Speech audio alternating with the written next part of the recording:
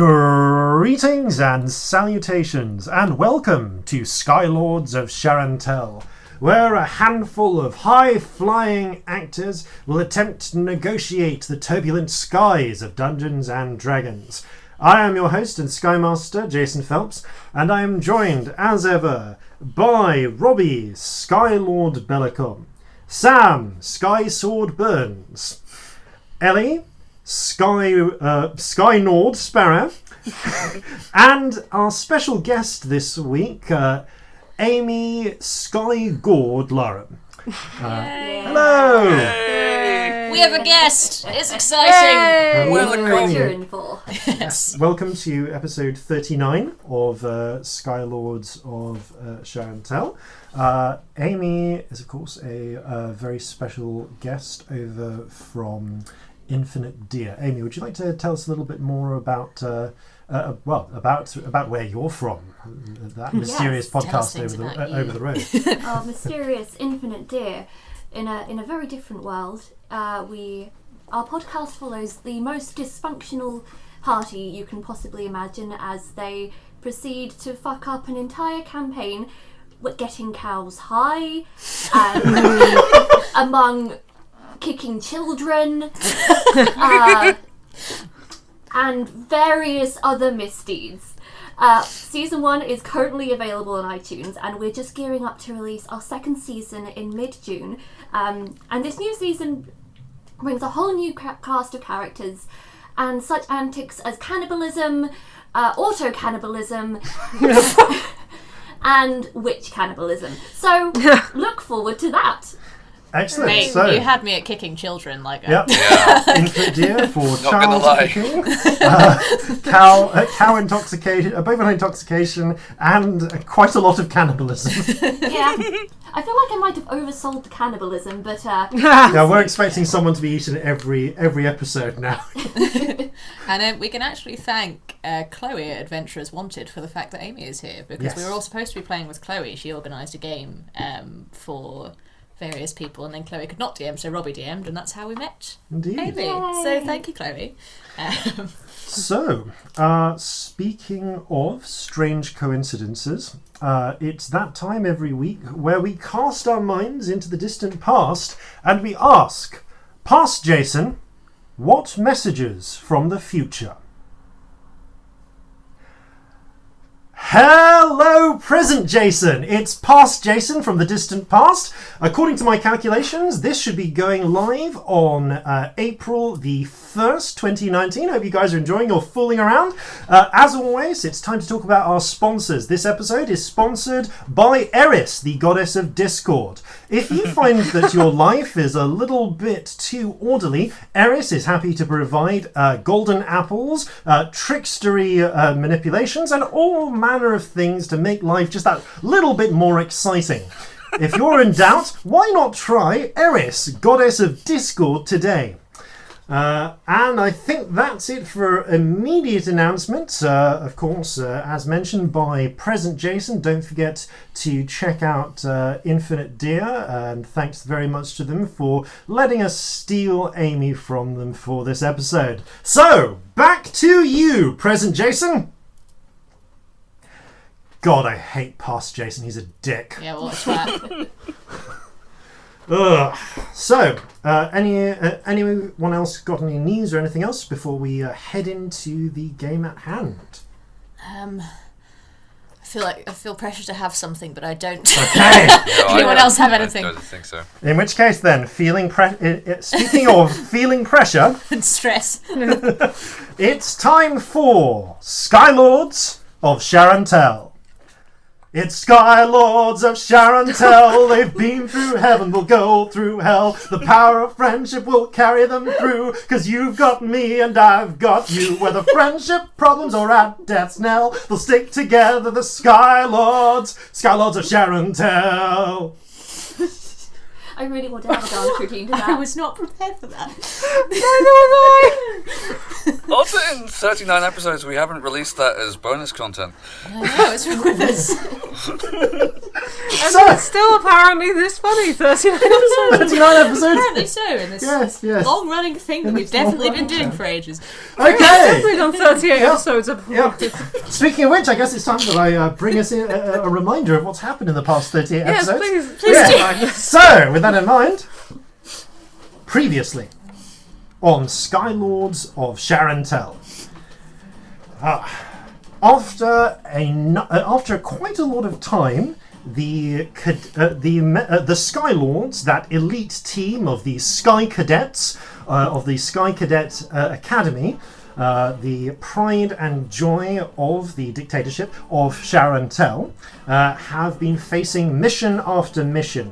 Recruited into the academy for their special skills or unique abilities by the reclusive retired Admiral Jimothy, the party have just recently managed to defeat their long-standing rival, the Sky Witch Helga Geargrinder. I'll get you next time, and your pretty giant flying insect ship too. Helga, now safely away in Sky Prison. Everything has the word Sky, of course, attached before it. Helga now being safely away in Sky Prison, and in the process having acquired a replacement broom for Susan after Helga destroyed her previous one. This is now Helga's broom that she's flying. The party, alas, found it was time to say farewell to their team leader, captain and pilot Adora. Having finally reached the age of 21, Adora completed her training at the Sky Cadets Academy and has graduated to a position in, of course, Sharan'Tel's navy, fighting their eternal war against the Dragon Empire. So, with that in mind, the Skylords had one last farewell bash, but they have been left without a pilot.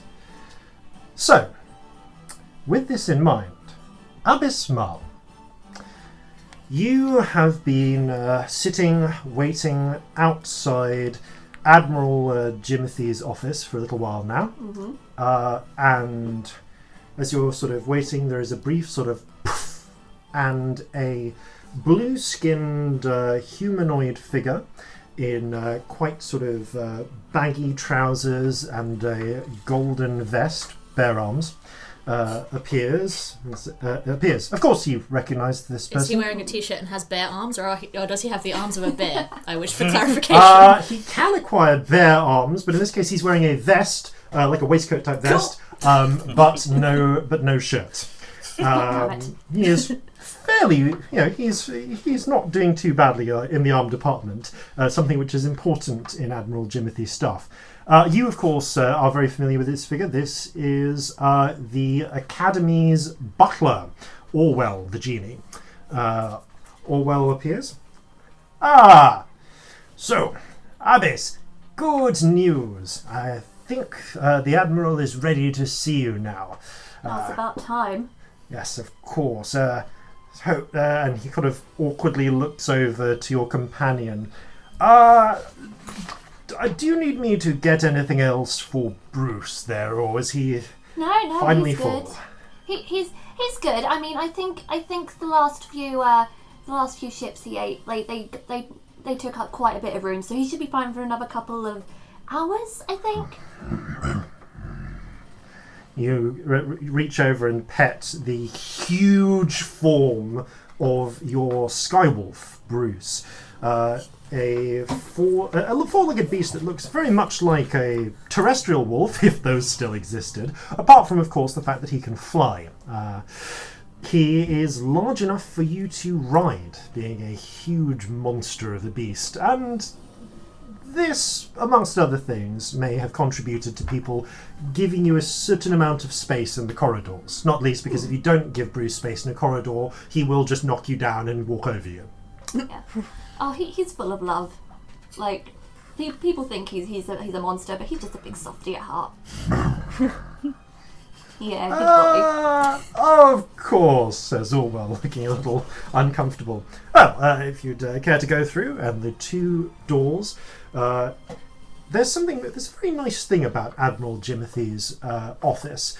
Unlike a lot of the rest of the mansion, which is built out of the same chitinous sort of exoskeleton plates as the gigantic centipede flying through the sky that the rest of the mansion is built onto, Jimothy has spent a great deal of money to have faux red brick for this part of his office, and actual flooring and carpeting and wallpaper and such. And it's very much almost the style of a study from a picture book. There are bookshelves, there is a desk, all manner of accessories, and you can see behind the desk, sat on his wheelchair, is the incredibly hench, bald form of Admiral Jimothy. There is sweat upon his chrome dome. He has his distinctive, enormous waxed moustache, and of course his terrifyingly impressive pecs and other arm muscles that I can't be bothered to name. He just finishes lifting his last set of dumbbells, places them down. Abbott, good to see you. One moment. And he shrugs on a sleeveless shirt.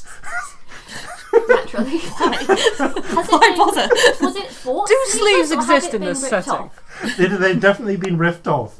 I think Robbie is asking the right question. Yeah, sleeves Do they even exist in this setting? sleeves exist, but Admiral Jimothy personally believes that sleeves are bullshit and tries to avoid them as much as possible. He takes a handkerchief and wipes some of the sweat from his brow. Well, good timing. Just finished up my morning workout session. So, Abbott, first of all, congratulations on successfully getting your pilot certification. Yes, I'm so excited, sir. Thank you for this. Well, we're certainly excited to see how you do. Now, of course, you've been receiving top marks in every class, except the etiquette class, I noticed, but who cares about that? That was my thinking, sir.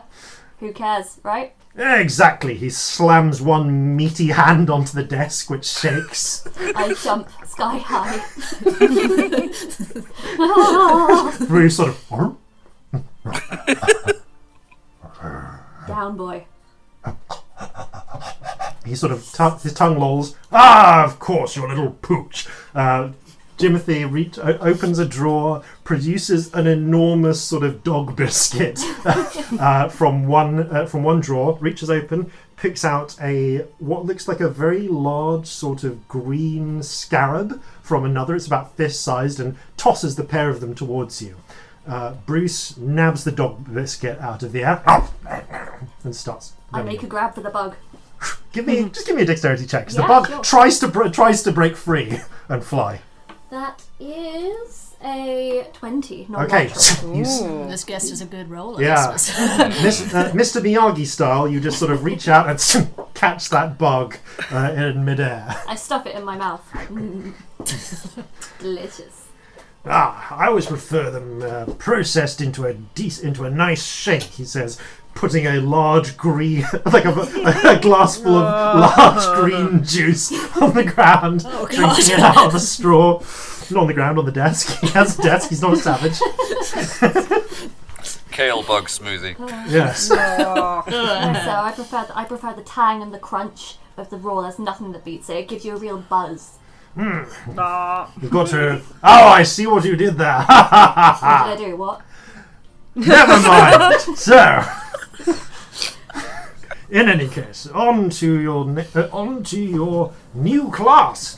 Of course, with such glowing grades as I've seen, it's time that we advanced you into the special extra credit cadet class, or of course you'd know them by their nickname, the Skylords. The Skylords, I have been dreaming about this for so long, sir. I cannot wait to meet them. How soon can we get there? You should actually be, in fact, I believe that Orwell will take you off to their specially assigned break room straight after this meeting, and you'll get a good chance to see the pretty fly as well. After that, get acquainted with your new ship, especially since Adora has had her promotion.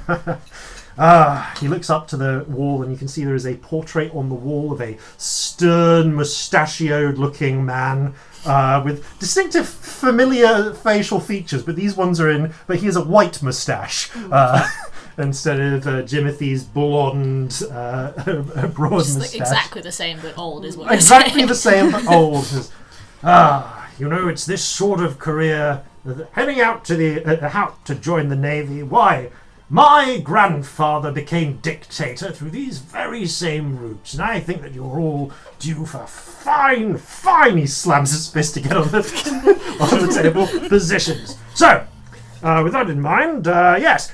One other thing. I'll need to brief these Skylords on your next mission. They've had a bit of downtime, a little bit of R&R. So once you've had a chance to get to know your new crew, bring them back to my office and I'll tell you all about your next mission. I look forward to it, sir. Excellent! Dismissed! He gives you a salute. I do not salute, I just kind of give him a grin and walk out. Now, where did I put that bench press? Our bench press is small enough to lose? Who knows? I don't know. No, What's a bench they're not. press? They're really not. None of us work out, No, so nobody none of knows. us work out. There's a lot. Depends how big his. Tweet us if you care. I'm imagining an actual bench that he lifts with one arm. Yep, that's it. That's Yep. literally what I have Yeah. in my head. We're all weedy little actors. As and you nobody knows. as you make your way out, you notice just a series of glass trophies on a shelf of various contests of strength. That looks precarious. Last with his habit of banging the desk. You can see some of them have very obvious points where they've been fixed with glue repeatedly. One of them has just done the thing where you mix the glue with gold dust, and it's now arguably more gold cracks than glass. Oh. Aw, that That's was it. quite sad. As you leave, you see another student who seems to sort of come through, a kind of awkward-looking young girl, maybe about 14, human, kind of gives you a nod and sort of seems to repeatedly blink in and out of reality in a way that she doesn't seem to entirely have control of. As she goes in, you hear the door close, and goes, so, Belle, it's a good thing to see you, and you hear the sound of his hand slamming on the desk, followed by as one of the trophies falls over. Damn it! Not again! I like that he doesn't learn. It's my favourite bit of this. Like he's not learned from any of this. So, Doesn't even learn to put the trophies in another place. Yeah, just another room would do it. That's all. Not a high wisdom Literally anywhere character. else. but he's got a strength of 24. Lord. He, at this point, the blue-skinned form of Orwell reappears. Poof. So, looks like you'll be needing to head off. You'll be needing me to guide you towards the Skylord, rec room, I suppose. Yes. All right. Show me the way. Okay, we'll need to go a little bit of a walk, and Orwell takes you out of Admiral Jimothy's more private section of the mansion where he does his headmasterly duties, and across into the sort of open space of the courtyard. Up above, and indeed were you able to look over the safety retaining walls all around, and down below you would see the open sky.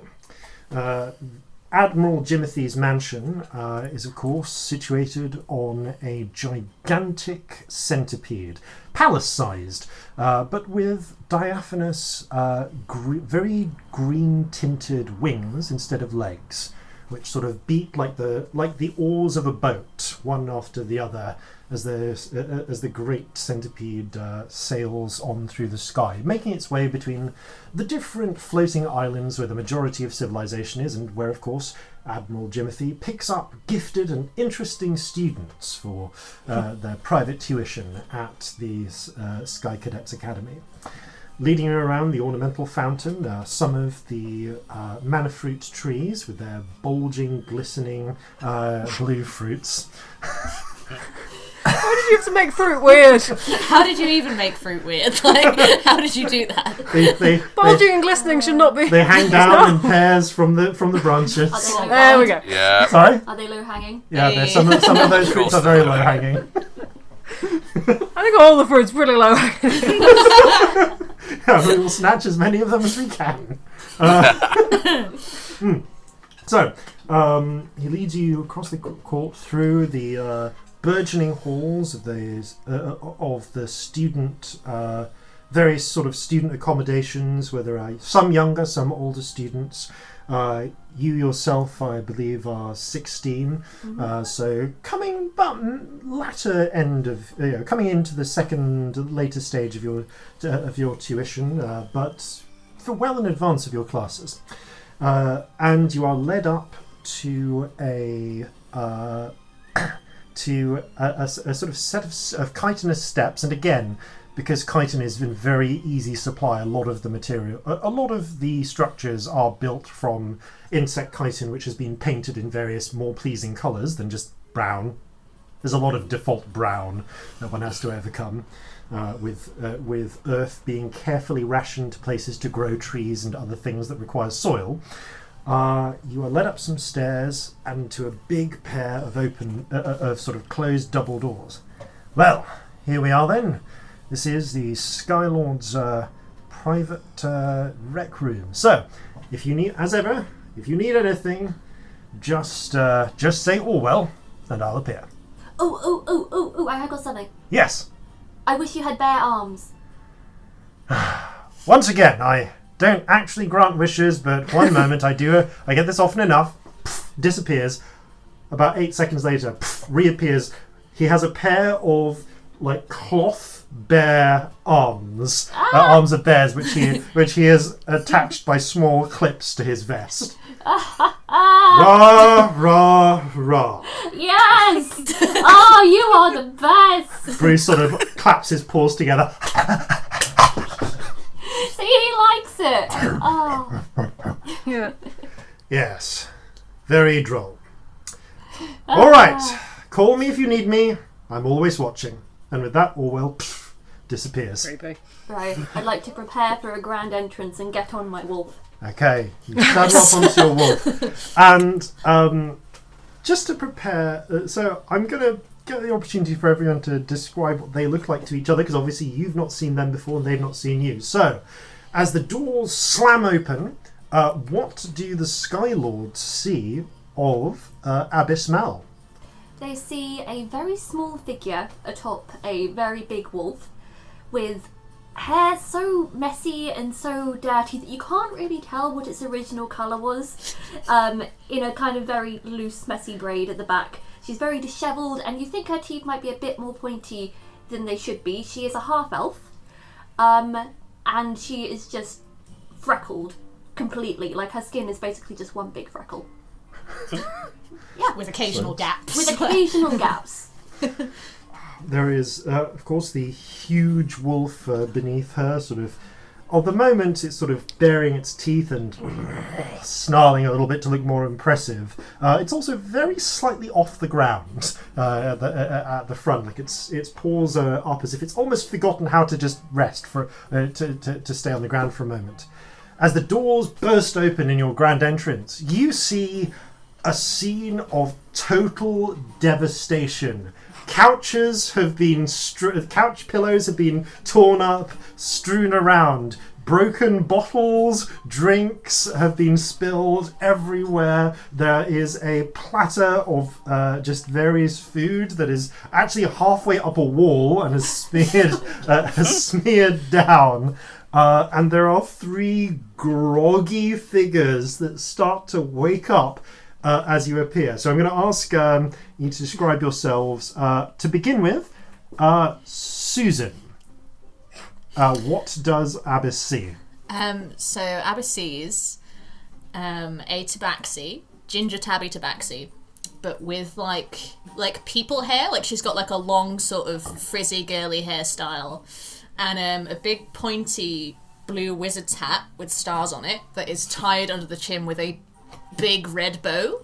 Oh. And also a sort of dark blue matching cape and robe situation with stars all over it again, also both tied with big red bows. You get the impression that this would usually be quite neat, but it's all a bit cockeyed, like she's got dressed in the last 3 seconds, and the hat's a bit wonky, the bows are a bit squiffy, and also around the neck there are 2 patches of fur that are kind of missing a little bit. On one missing patch there are a few sucker marks, like a tentacle has been there.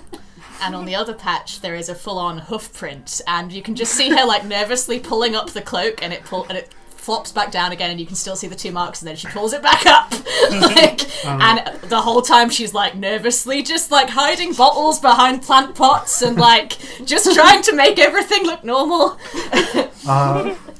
Sprawled on another couch nearby, Cephray, would you like to describe yourself? Well, they are just face down. Like, you can't even tell how they're breathing with that much face in the sofa. It's just a mess of long black hair everywhere, sort of almost grey skin, very, very pale. Black plate armour that's just hanging off awkwardly. And it looks like they're wearing a cloak, but as they move their arms waking up, it's actually manta ray wings. And there's a set of tentacles coming out the sort of small of their back. Just 2, but really big, chunky octopus ones. All in black, except there's like party streamers tangled in their hair, which is this weird bit of colour they're trying to pull out and failing. And just groaning, and bare arms, which are covered in like claw marks and hoof prints and tentacle marks. Just looking at it going, what the fuck is this? And the third figure has actually broken the couch that they are sprawled over. Clarabelle, would you like to describe yourself? Alright, Clarabelle groggily gets to her feet, her horns scraping the ceiling. And as you look up, you see that there are also other multiple horn scrape marks along the ceiling. Her nose ring is very sort of skew whiff, and she's rubbing the top of her head, going, "Oh, I've got a 3rd horn coming out here." As she stands up, you see that she towers over the other people in the room at 7'5", and cracks her back. You see that her legs bend the opposite way to most other humanoids, and she sort of lets loose a curious noise that sounds a bit like. Alright. That was well good. Just saying. You see that also she's got a great axe slung across her back, but it seems to be covered in what you hope is syrup. And from one of her horns, there's like all the paper streamers from a party popper. Was she sleeping with the great axe on her back? Apparently so. That seems risky. You can see there's a small patch around the back of Clarabelle's head where a little bit of her hair has been just sliced off by the great axe at some point, probably when she originally fell over. She has very, very short hair all over her body. It's light brown. Yeah. So when I notice, I'm so sorry. What's your character name? I'm having a moment. Abyss. I knew it was something cool. Although yeah. So when I notice Abyss, there I'm like, sort of like stand bolt upright when I notice there's a person here, and I'm like, Hi, are you the new person? I'm Susan. Nice to meet you. Hello. Everything's fine. Hi. I feel like I just walked Really into the loud. aftermath of an orgy. Did we have an orgy? Is that what happened? We did not have an orgy. We can't have had an orgy because I've never been drunk before and it was my first time last night. So if I had an orgy on the first time that I was drunk, then I'm blaming both of you, okay? No, I'm going back to sleep. Fine, you do that. I'll just clean everything up all on my own. It's fine. No, don't worry about that. Cheers. I like the mess. It adds some grit to the place. Hi, I'm Abbas. Nice to meet you. I've heard so much about you. You're Susan, right? Yes, Susan? Susan Bryans. Nice to meet you. I give you a really, really awkward handshake. Really awkward. I kind of slap it and just kind of... I don't know what to do with your hand. We just end up faffing with hands in the middle of the table for a minute. Well, that was fun. Yay. So, you're our new pilot. Yeah! I Great. just got promoted and I am ready to pilot like a real pilot. Okay, yes, I know what I'm doing. And you are aware that the insects have souls and can feel pain, so you are going to be sensitive to that, right? I know not everyone thinks that, but it is true, so just be nice to our girl, yeah? No, I just try not to think about that, so, let's just not mention it again. Well, we'll talk about it again later, it's fine. But if you need anything, just give me a shout. I'm the sensible one around here. I know No stuff. shouting. No shouting. No shouting. No. That cockroach on the floor there is crawling away really far too loudly. Cockroach? Where? Roll a perception check. If I can actually find it. That was a 6. You're you see for a moment a shadow, and then but before you can get to it, Bruce licks it up, crunches it in his teeth. Damn it, Bruce, I had dibs. I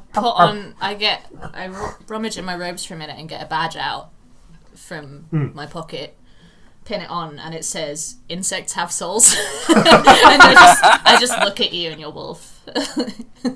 I pointedly look away, looking around the room and anything but that.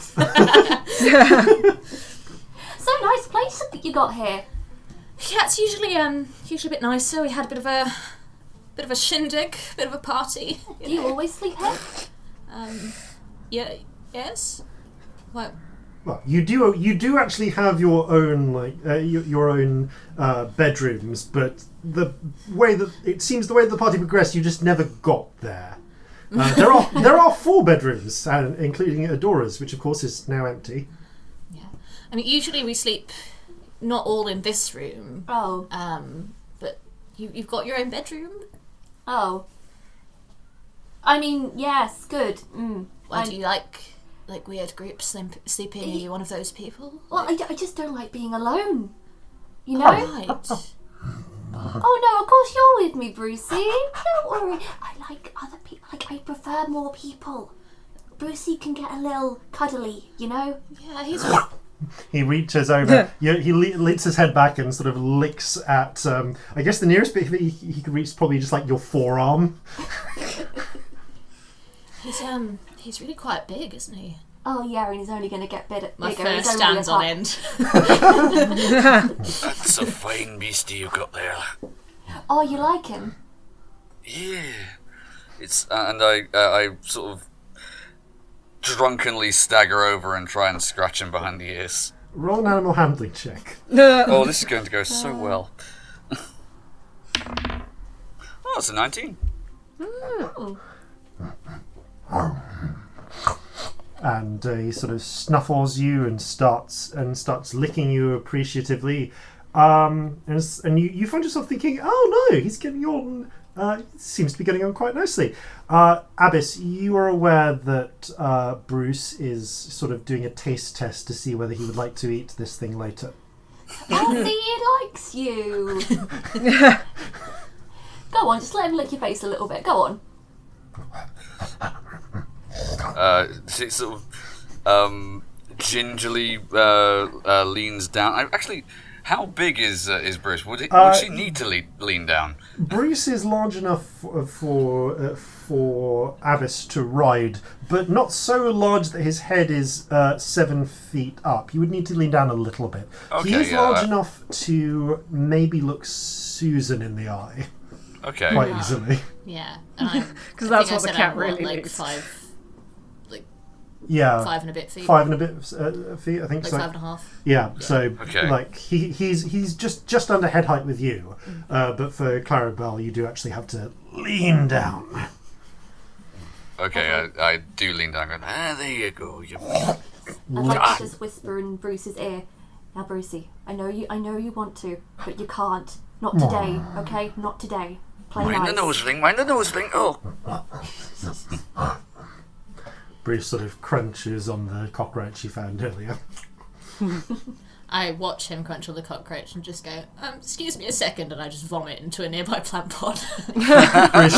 Bruce pads over. You're still on Bruce at this point. Sniffs the vomit, seems to consider it, and then ignores it. Well, it's probably a good thing he didn't go for that. He'd be drunk. I I imagine a creature that big has a very big tolerance. maybe. Clarabelle's anything to go by. Oh, yeah, it's all due to body weight and metabolism, isn't it? Yeah. Nah, Clarabelle, you're a lightweight. You're a complete lightweight. Well, I may be a bit delicate this morning, but I mean, what we were drinking last night would have floored a dire dragonfly. Does anyone remember what we were drinking last Does night? anyone know how strong it Everything. was? I mean, I know what we were drinking because we talked about it beforehand. That mana fruit goes sort of mouldy in a cupboard for a few weeks, and said it was booze. Might have been, but I don't know how strong it was, and I don't remember anything past about 8 p.m. So if anyone could enlighten me, that'd be great. Anyone Well, who there was wants this moment to, where you started levitating. That was a bit weird. Yeah. I'm not used to speaking to you eye to eye. anyone who Can I wants to normally in do town can make an Arcana checks and study the Yeah, why various not? stains and marks around the room. Yeah, with a +0 to Arcana, go on why then. not? I actually Oh, have God. a pretty good Arcana. Oh, no, I bloody don't. hell, That's a natural 1. 20. 16. Yeah, Clarabelle, you don't have a lot of experience with spells, but you do have a lot of experience seeing Susan cast spells, and you're actually able to identify several of the exact ones that she appears to have drunkenly cast in the previous night while just wrecking the room. Curiously enough, Susan and also Cephray, waking up, you feel, although you feel kind of terrible and hungover, you're actually as recharged in terms of your magical power as you would be, as you were before you started the party. So apparently, drinking all of that. All of that fermented mana fruit did also recharge your magic. As it usually would if we ate it. Yes. Yay. Let's Oh, do it that's- every night. That's useful. Let's not do it every night. Does anyone remember anything? I This is remember. the Right. Like, Cool. good. Yeah. Good for you. Abyss, was it? Yeah, that's me. Hi. What was your? Oh, okay. Right. No. Let me guess. Let me guess. So tentacles, wings, black hair. Yep. No, I'm coming up blank. I'm sorry. Let's go with Brian. I feel like a Brian this morning. Hi, Brian. Oh, I've heard so Nice much to about meet you. you. Of course, Brian. Of Don't be course. mean to the new kid. Their name's Cephray. I knew that. Of course, I knew that. Everyone knows about you guys. Oh, right. Do they? Yeah. Your reputation. Reputation? Is that how you say it? It Yeah. precedes you. Right. Like everyone talks about you guys. You guys are the coolest. I'm really happy to be here. Well, we are quite good, so... Should we be worried about that? Well, it depends sort of what the reputation that precedes us is. People just If you say met that us, it can't be good. people say that your friendship and your teamwork is just next level, and that's what really makes you the guys to beat, the elite force. I So just I'm end just up really in a happy ball, to join. giggling on the floor. I vomit into another plant pot. The vomit is blue. And It sparkles. Ooh. Clarabelle, for a brief moment, sort of is just beaming like, yeah, that's us. That's all absolutely factually accurate. As Clarabelle sort of stands up, hands on hips, nodding, you can see behind her is a slightly tattered and blue vomit-stained flag and colours for the Academy's Skyball team. That you would of course know that Clarabelle is the fly half for. Yes, of course, naturally. So, can I clarify something? So, Cephray has very obvious cat scratches on their arms, which I can see. Yes. Can I see if I can see any cat scratches on Clarabelle? You can. Give me a perception check. Great. That is a 16. There are both cat scratches and sucker marks, so they're kind of hard to tell because of the fur. Can Clarabelle feel any of them? Roll just a straight wisdom check. Okay. From the outside, you kind of see me look at Clarabelle and then look away and my tail starts flicking, like really fast. Okay, that's a 10. It's kind of hard to tell the hangover is overshadowing any such feelings. Broad discomfort, yeah. Yeah. Everything hurts. Yes. All right, well, guys, we need to go to get our new mission because we've been thrown in the deep end. Oh, good, they're not coming here. No? Okay, I stop frantically cleaning. Okay, good. Let's get up, Cephray. The deep end's where I do my best work. Everyone just try and look normal. I straighten my hat and I straighten it a little bit too far so it goes the other way wonky. Cephray, your makeup is just so smudged this morning. Has anyone seen my weapon? Which one? The big stick one. What's the word? Sorry, mornings. Glaive. Roll. There it is! There it is. No, that's a plant. All three of you roll an intelligence check. Okay. Oh. 10! That is 5. 7. Cephray, you have a sketchy memory of last having it in the club jacuzzi. And as you sort of stumble over and push open the door, you can see that your enchanted glaive is just rammed into the porcelain, porcelain-esque, it's actually more chitin,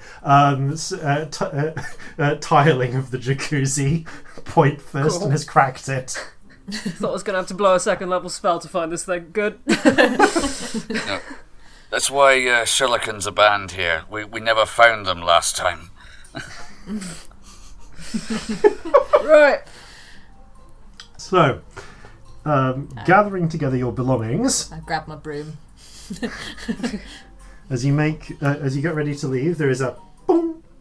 Orwell reappears. All right, so it's time for what in the name of the Skyhawks happened here? Sky Dragon. Yeah, dragon came in and He narrows dead now, so his it's fine. eyes. I told you 100 times, don't do that. It's really quite off-putting. Bing, disappears. Bing, reappears with a mop. Just go. Sorry, Orwell. Orwell starts. Bings away and back, this time with a bucket, and just starts mopping up vomit, grumbling to himself. Bye. You're the best, Orwell. Hooray, my wish is your command.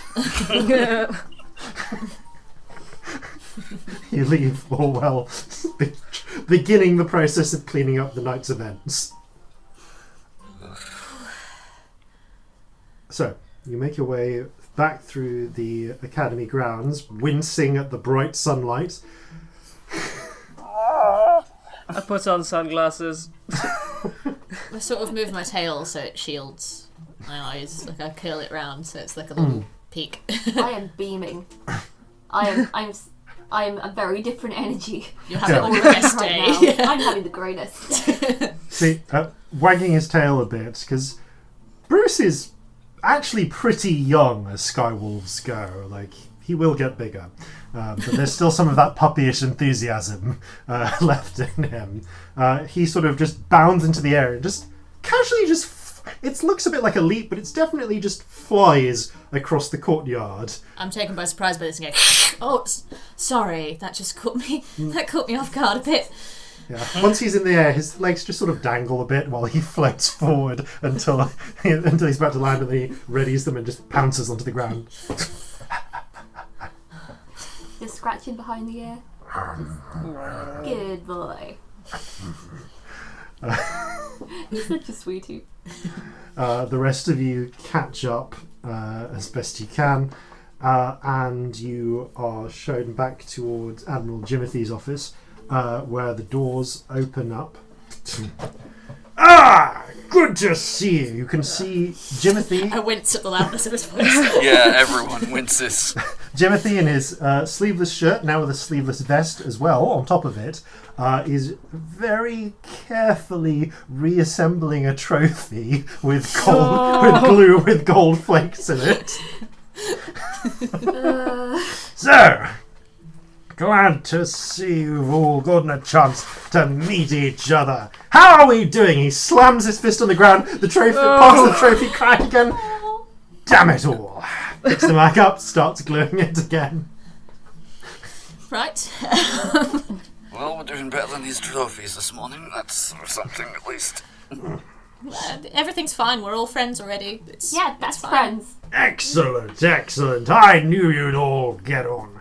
So, I think it's time for your mission briefing. He sort of picks up the fragments of trophy, sighs, pulls open a drawer, puts them in for now, closes the drawer, pulls open another drawer, gets his glass of bug juice out, drinks it, closes it again.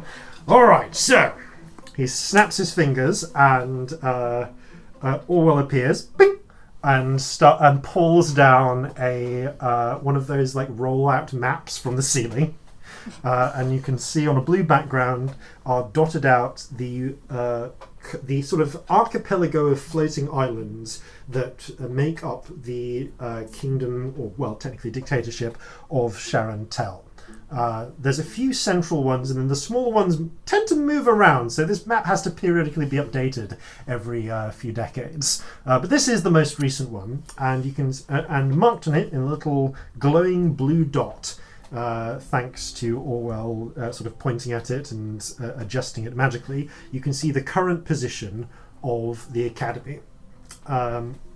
So, as you know, we've been having some trouble for a long time now with that one renegade from the Dragon Empire operating in our nation, Faranax Bronzewing, the Dragon Pirate. So, I know that you've had some clashes with his minions before, but I think it's time, now that Helga Geargrinder is solidly safe behind bars, to send you on something a little bit more risky. Also, it's quite urgent and we need you. You can trust us, sir. It's okay. Fantastic! Slams his hand on the desk. You hear the sound of glass breaking from inside the desk. Damn it all! Takes another sip of bug juice. Yes. So, we've been able to track Faranax's base for some time now, at least some of his bases, and we believe his current base is here. And he gestures to a bit of the map, which Orwell causes to light up in red. You can sort of see that it's a very small floating island, a distance off from on the edge of the archipelago. Now, what we want you to do is take the pretty fly and head out there and investigate the base itself. Normally, this would be quite dangerous, but there's good news.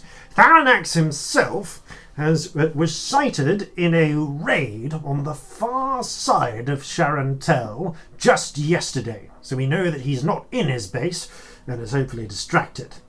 If you're quick, you should be able to nip in, grab anything of interest, and we think there is something of interest there, and bring it back, maybe finding out a bit about his plans. You see, we think he's doing not only the impossible, but the illegal. And that's a crime. And we hate crimes. So, We do hate crimes, so Indeed. yes. We believe he's figured out a way to reach down into the smog and pull things back. As you know, of course, and as all schoolchildren know, the smog is the huge black rolling carpet of clouds down below, long below or beneath all of the floating islands, which is intensely toxic, kills anyone who approaches it, and into which no one who has ever been ever returns. To which Orwell says, "Yes, sir, we all know that. Why are you repeating it? I've drunk rather a lot of bug juice this morning, and I think someone might have spiked it with fermented manna fruit." There's Oh, you don't want to be messing with that. all three of you from the previous night roll an intelligence check. Is this to see which of us it was? That's a 17. That's 2. That's a dirty 20.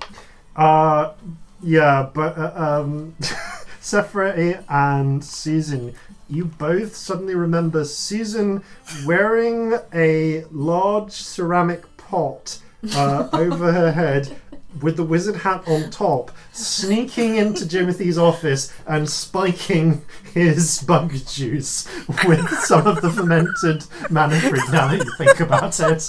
My fur puffs up and I look down. I also want to take a brief look around the office to see if I scratched anything while I was here. Roll a perception check. That's a 15. There are 3 sharp scratches across the glass of one of the trophies, but fortunately it is one of the ones that has been reassembled several times. I look accusingly at Cephray. This is your fault. I look as innocent as possible. Sorry, Abbas. During this interaction, I would just like to... Well, that's very suspicious, and I want to go and take a sip of his juice, just to see. Roll an initiative check to see who's faster. Okay. Would that be plus dex? Yes. Okay. That is a 16. Ha! He manages to cover it in time. All right then. You take a sip of it. Well, that is a little rancid, yeah. Yeah, I think that's... Yeah, you're probably... I take another sip. Yep, that's... One more sip. Okay, there we go. Roll a Constitution saving throw. Yes. You get +3 if you're in 10 feet of me. Yes. 18, 19, 20, 21, 22, 23. Okay. Yeah, you feel like, oh, that feels a little bit weird, but... Ooh, curious. Yeah, nothing happens yet. Okay. But I'll just remember. But I'm going to give That's you. deeply But I'm ominous. going to give you this Always the small best thing to do for a token. DM. Oh. And at a moment where you feel like it would be an interesting time for something to happen, pass me that token back. Okay. That's not ominous in the Like, slightest. colour me excited. You do sort of hiccup, and there's just like a small flicker of blue energy out of your mouth for a moment, but you sort of manage to stomach it down. Timothy takes back his much reduced bug juice. No, gonna have to crush some more bugs. Drains the rest of it. Opens the drawer and throws the glass inside. Crash! Damn it! Smacks the table. One of the trophies falls over. Smashes. Damn it all! Anyway, as I just said, no one can go into the smog and return, but we think Tharanax has found a way to reach down to the smog and get stuff without having to send someone there. We're concerned that he's retrieved some sort of dangerous artifact from those blasted doomed regions. So, we'd like you to head to his secret base, find out whatever it is he's been pulling up and any other details you can, and bring them back to us, so that they're in the safe hands of the government, the best people to use dangerous things. Of course, so. I wouldn't want anyone else to have anything dangerous other than the Indeed. government. All right, that's your mission. Best of luck, and may the sky hawks be with you. And he slams his hand on the desk one last time, and another 2 trophies fall over. Okay, Clarabelle attempts to salute but ends up just knocking one of her horns. Ow! I go for like a little nerdy bow and then kind of come up a bit early, like covering my mouth, like swallowed down my third stick of the day. There's this. You see Orwell sort of face palm, bing, bing, reappears with a broom and a dustpan. Oh, I wasn't sick. I swallowed it. No. He just goes over to the broken trophy broken and starts putting them into neat piles. Can I just ask quickly? We're in a place called Sharan'Tel, yeah? Yes. Is the briefing colloquially known as a show and tell? Yes. Yeah. It is now. This is It why is we now. invited Amy to this show, listeners. The puns. Episode 39 onwards, it's now show and tell. Yes. Okay, so with that in mind, you are escorted out as Timothy once again begins gluing broken trophy pieces back together, and you make your way towards the pretty fly. On one of the now there is towards the tail end of the giant centipede, kind of like megalithic centipede, really, that you are upon. You make your way to your airship, your living airship, the Pretty Fly. It's, as much as anything, resembles a gargantuan dragonfly with two huge compound eyes, a very small mouth, which mostly consumes mana fruit, and then also produces it on the inside. You'd think that this would cause conservation of energy problems, but that is solved by its vast, diaphanous, and brilliantly green wings, which photosynthesize, which is also how it produces your emergency rations. Of course, since no one really some of you may enjoy chowing down on the strange yogurty substance that the Pretty Fly is able to produce in the kitchen, which contains all of the nutrients and none of the flavour for a healthy diet. You've also taken the habit of packing a lot of sandwiches in the galley and just like other treats and such. The central thorax of the Pretty Fly itself has actually been hollowed out and contains a number of different rooms, many of which I believe are mentioned on the stats that I've given you. Thank you, just need to remind myself. Amy, so there are, of course, the sets of bunk beds, the lounge, which is a bit like the rec room you had. There is, of course, the pilot's chamber, and, of course, the kitchen, dining area and armoury, and a small set of showers. And of course, it also comes with your own with 4 gliders, 3 of which were almost never used, thanks to the fact that one of you has a flying broom, one of you has manta ray wings and can glide. Adora, when she was still around, had literal like angel wings. Thanks to her, what's the word I'm looking for? Begins with an A. Asimar heritage. Yeah. However, one of these 3 of the 4 gliders, the rest of them are just standard sort of brown chitin and sort of insect wing like fan gliders. One of the 4, however, has been extensively painted in gold and purple stripes to match the colours of their favourite sports team and the sports team that they are part of and the Fly half 4. There are even a couple of small modifications for style and flight adjustments, and that is, of course, Clarabelle's personal glider. Sharan'Tel Skyball rules. Sharan'Tel Skyballs rule. So, with that in mind, you find that you head up the lowered ramp that leads up to the interior of the Pretty Fly. The Pretty Fly itself sort of fans its wings at your approach and cocks its gigantic head, peering down at you. I say, hello, Pretty Fly, how are you today?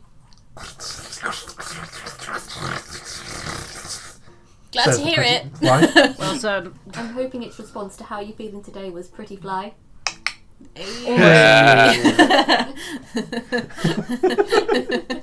Love it.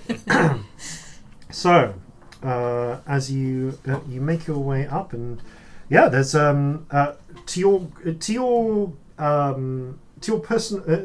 probably your personal glee, Abyss. The bunk beds are all communal on board the ship. Yes. A nest. Fantastic. Who's sharing with who? There are 4 bunk beds at least, and Bruce sort of looks around and decides that the space in between the bunk beds, so the 2 pairs of bunk beds, is where he will be sleeping, and just sort of flops down onto it.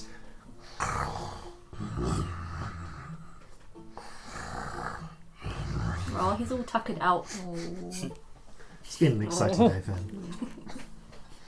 It's only 9 a.m. It's already been a long day for Bruce.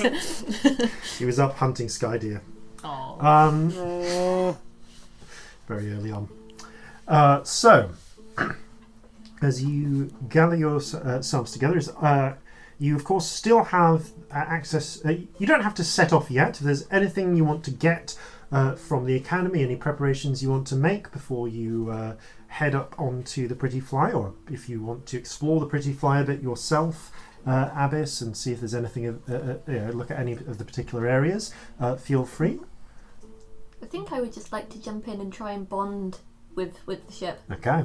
So you head up through the narrow passages. Well, most of it, the sort of thorax cavity that's been laid out is a large series of rooms connected by doors. But towards the front end, there is a narrow sort of, well, not exactly a crawl space, but you know those like tubes with like ladder holders, with like what ladder steps? Yes, steps. That's the word. Where you sort of pull yourself up along them. You crawl up through one of those to reach the pilot's seat. There's enough space for everyone to be in the pilot's chamber, but generally, a lot of the time, if there's a combat situation, you come down towards where the exit ramp is, which is also where the gliders are stored, if you need to leave. The pilot's chamber is a sort of hemispherical chitin-lined chamber. There's no natural light here. There is, however, a mage orb suspended in the ceiling to provide light, and there is light from the screens that, thanks to a mixture of illusions and divinations cast by the gifted students along the same programs as Susan is on, there are essentially illusionary viewing screens that can be activated all around the central seat. But those viewing screens aren't for you. Those viewing screens are for anyone who might be up here with you. For you, there is the pilot's seat. It's designed, again, in that it's built of the same chitin that is very easy for the flesh crafters of Sharan'Tel to produce. But it is also cushioned out with comfortable leather. For the most part, except for the cradle, the adjustable cradle into which you rest your head, which connects to a very fleshy, sort of pale grey sort of pad, which itself connects to a thick series of wire-like, almost I want to say like tendrils that run down the back of the chair into the base, and where run directly into the brain of the Pretty Fly. Sitting back and adjusting the headrest to a comfortable position, you lean back, close your eyes, put your hands on the handrests, which also have 2 more of these small pads of grey matter, and begin the process of first bonding with the creature. As this happens, you sort of feel yourself, as you practice the necessary breathing exercises, begin to drift away, almost as if into a state near sleep. And you sort of listen to your breaths. And as it continues, you can just faintly hear a second set of breaths, much slower, much longer and larger, and your own breathing begins to slow to match it. And as it does so, you feel yourself drift away from your body until you're at a point where you can just equally feel two faint sets of beings. You will yourself closer to the foreign set, and as you match your breathing, the smaller, thinner, weedier half-elf breathing begins to fade away, and you can just feel the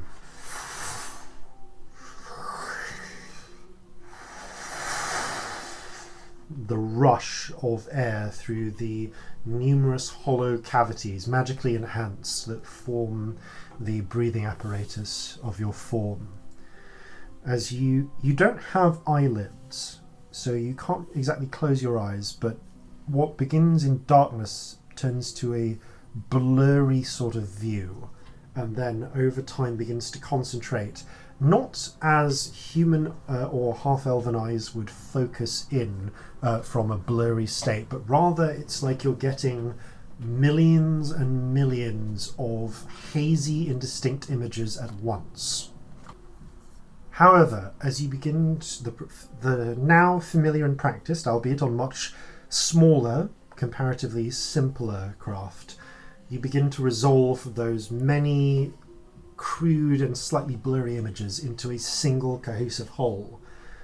And once again, as you begin to get used to your new senses, you experience the joy of full all-around vision.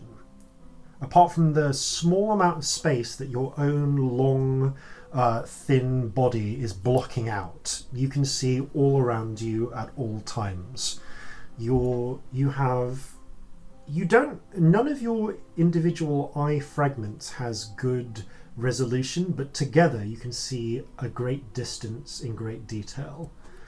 And you begin to sort of flex your body, allowing your great gossamer wings to just flutter and flicker, beginning to stretch them, feel how they feel in this new form. Again, it's not an unfamiliar design, but everything is much larger, and you can feel the gentle rush of sort of nutrients coming in from your wings as you feel the sunlight basking on them, and in a very real sense feeding you.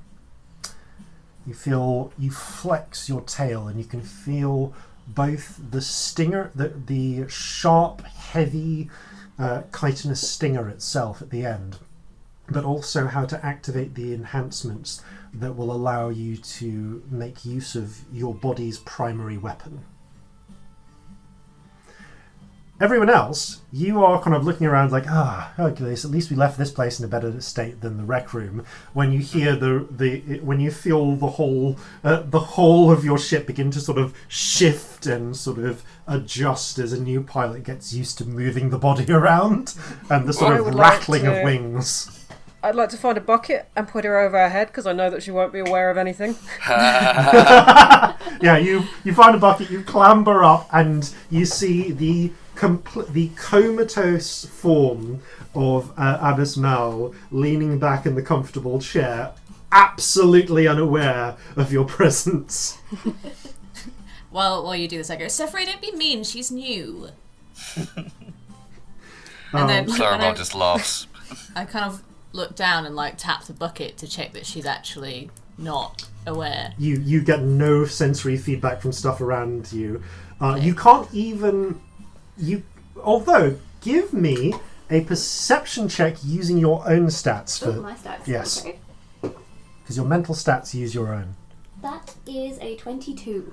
You can't hear, you can't feel what's happening, but you can very faintly hear inside you their muted conversation enough to work out what they're saying. You couldn't hear them if they were whispering, but if they're talking at a normal volume, you can hear inside your own body, and you can respond. The voice is just the pretty fly's actual voice, but there are the necessary enhancements to allow you to manifest a voice within yourself. Ooh, juicy.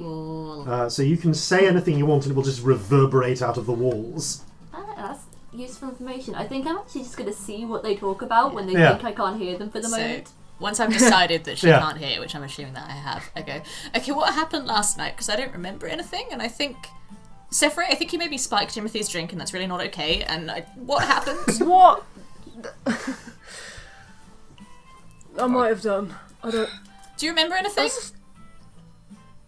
I remember. No. Definitely there was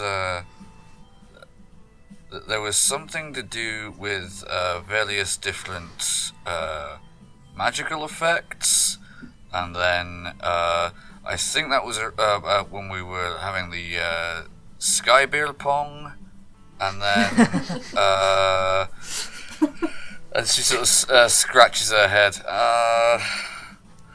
No, there was a large bit I don't remember, and then you snuck off for a while. I assumed you were just making out.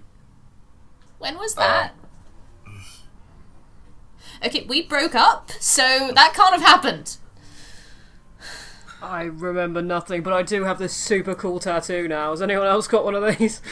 Oh, What tattoo? Where have you got a tattoo? It's like on the inside of my wrist. I'm gonna start checking bits of me and see if there's a Roll a tattoo anywhere. perception check. Clarabelle's is on her knee. I have... Sorry, I don't know. 19. You Maths have is to bend hard. around and look, but yep, you got a tramp stamp. It's like Small, top of one just arse small. cheek. Yep, it's top of the arse, small of the back. I sort of like look down the back of my robe and go, when did that happen? Who did this to me? Everyone roll an intelligence check. 12. 7. 21. Wait. I was going to say none of you remember, but someone got over a 20. You're not entirely sure how, but you have this definite memory of you doing it. Do I even know how to do tattoos? That's the thing that's confusing you. You definitely remember doing it, but you also remember doing it to yourself, but not like not like twisting around. You definitely remember doing it to yourself as if you were another person leaning over your own body, doing it to the small of your back. You've these are very sketchy memories. I sort of start hyperventilating a little bit and go, Cephray, it must have been you. You're the only one who'd do something like this. Well, I'm pretty sure there's one on my arse, and I didn't do that to myself. It's one of my ass too. You hear Hey, look, it's your name, nearly. Wait, did you hear that? I think she's awake. Someone can't spell Susan. Did you just say my name on it? Someone's written Sozzard on my arse. Okay, I need to have a look what mine says, because what does mine say? What does yours say? It says Abyss. No, it doesn't say Abyss because we haven't met you. No, I'm getting my names really. mixed up. Sorry, it says Cephray Bell. Like a combination of both of their names. Wow. You've written a shipping name on your... Yeah. And that's spelt like slightly wrong for how you'd expect it to be spelt as well. Yeah, It's Cephray with an F rather than a PH. Like.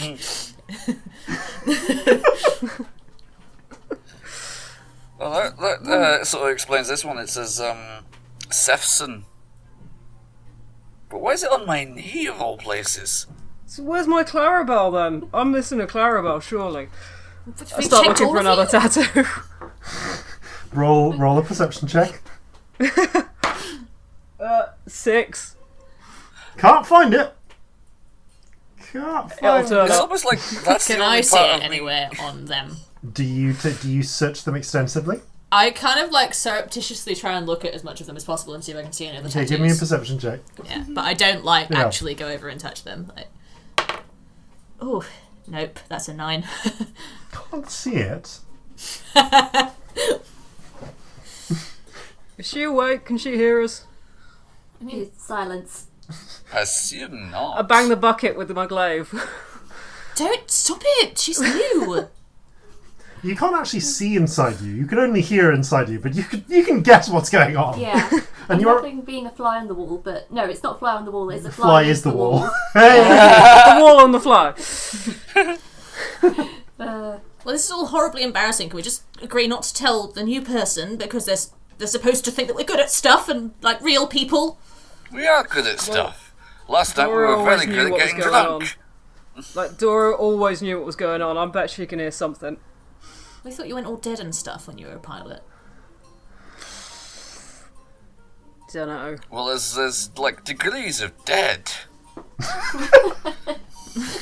I mean...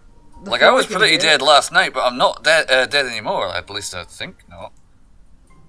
I don't Well, even I know didn't bring you anymore. back. I can't do that yet. I can't either. You better not die.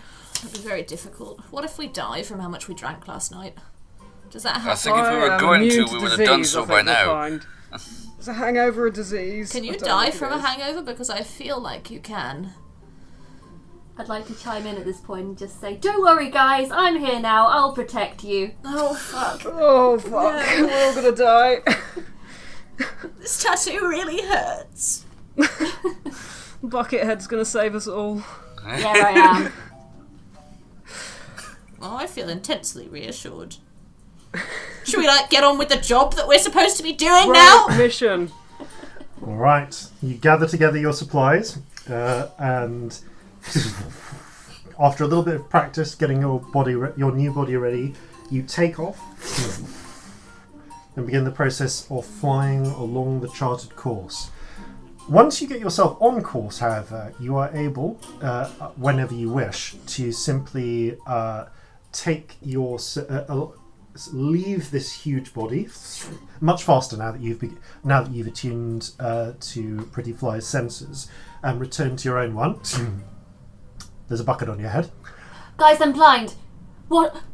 They didn't. It's This alright. hasn't happened Always before. happens to new pilots. No, It's I've done totally this normal. before in other ships, and I've never gone blind before.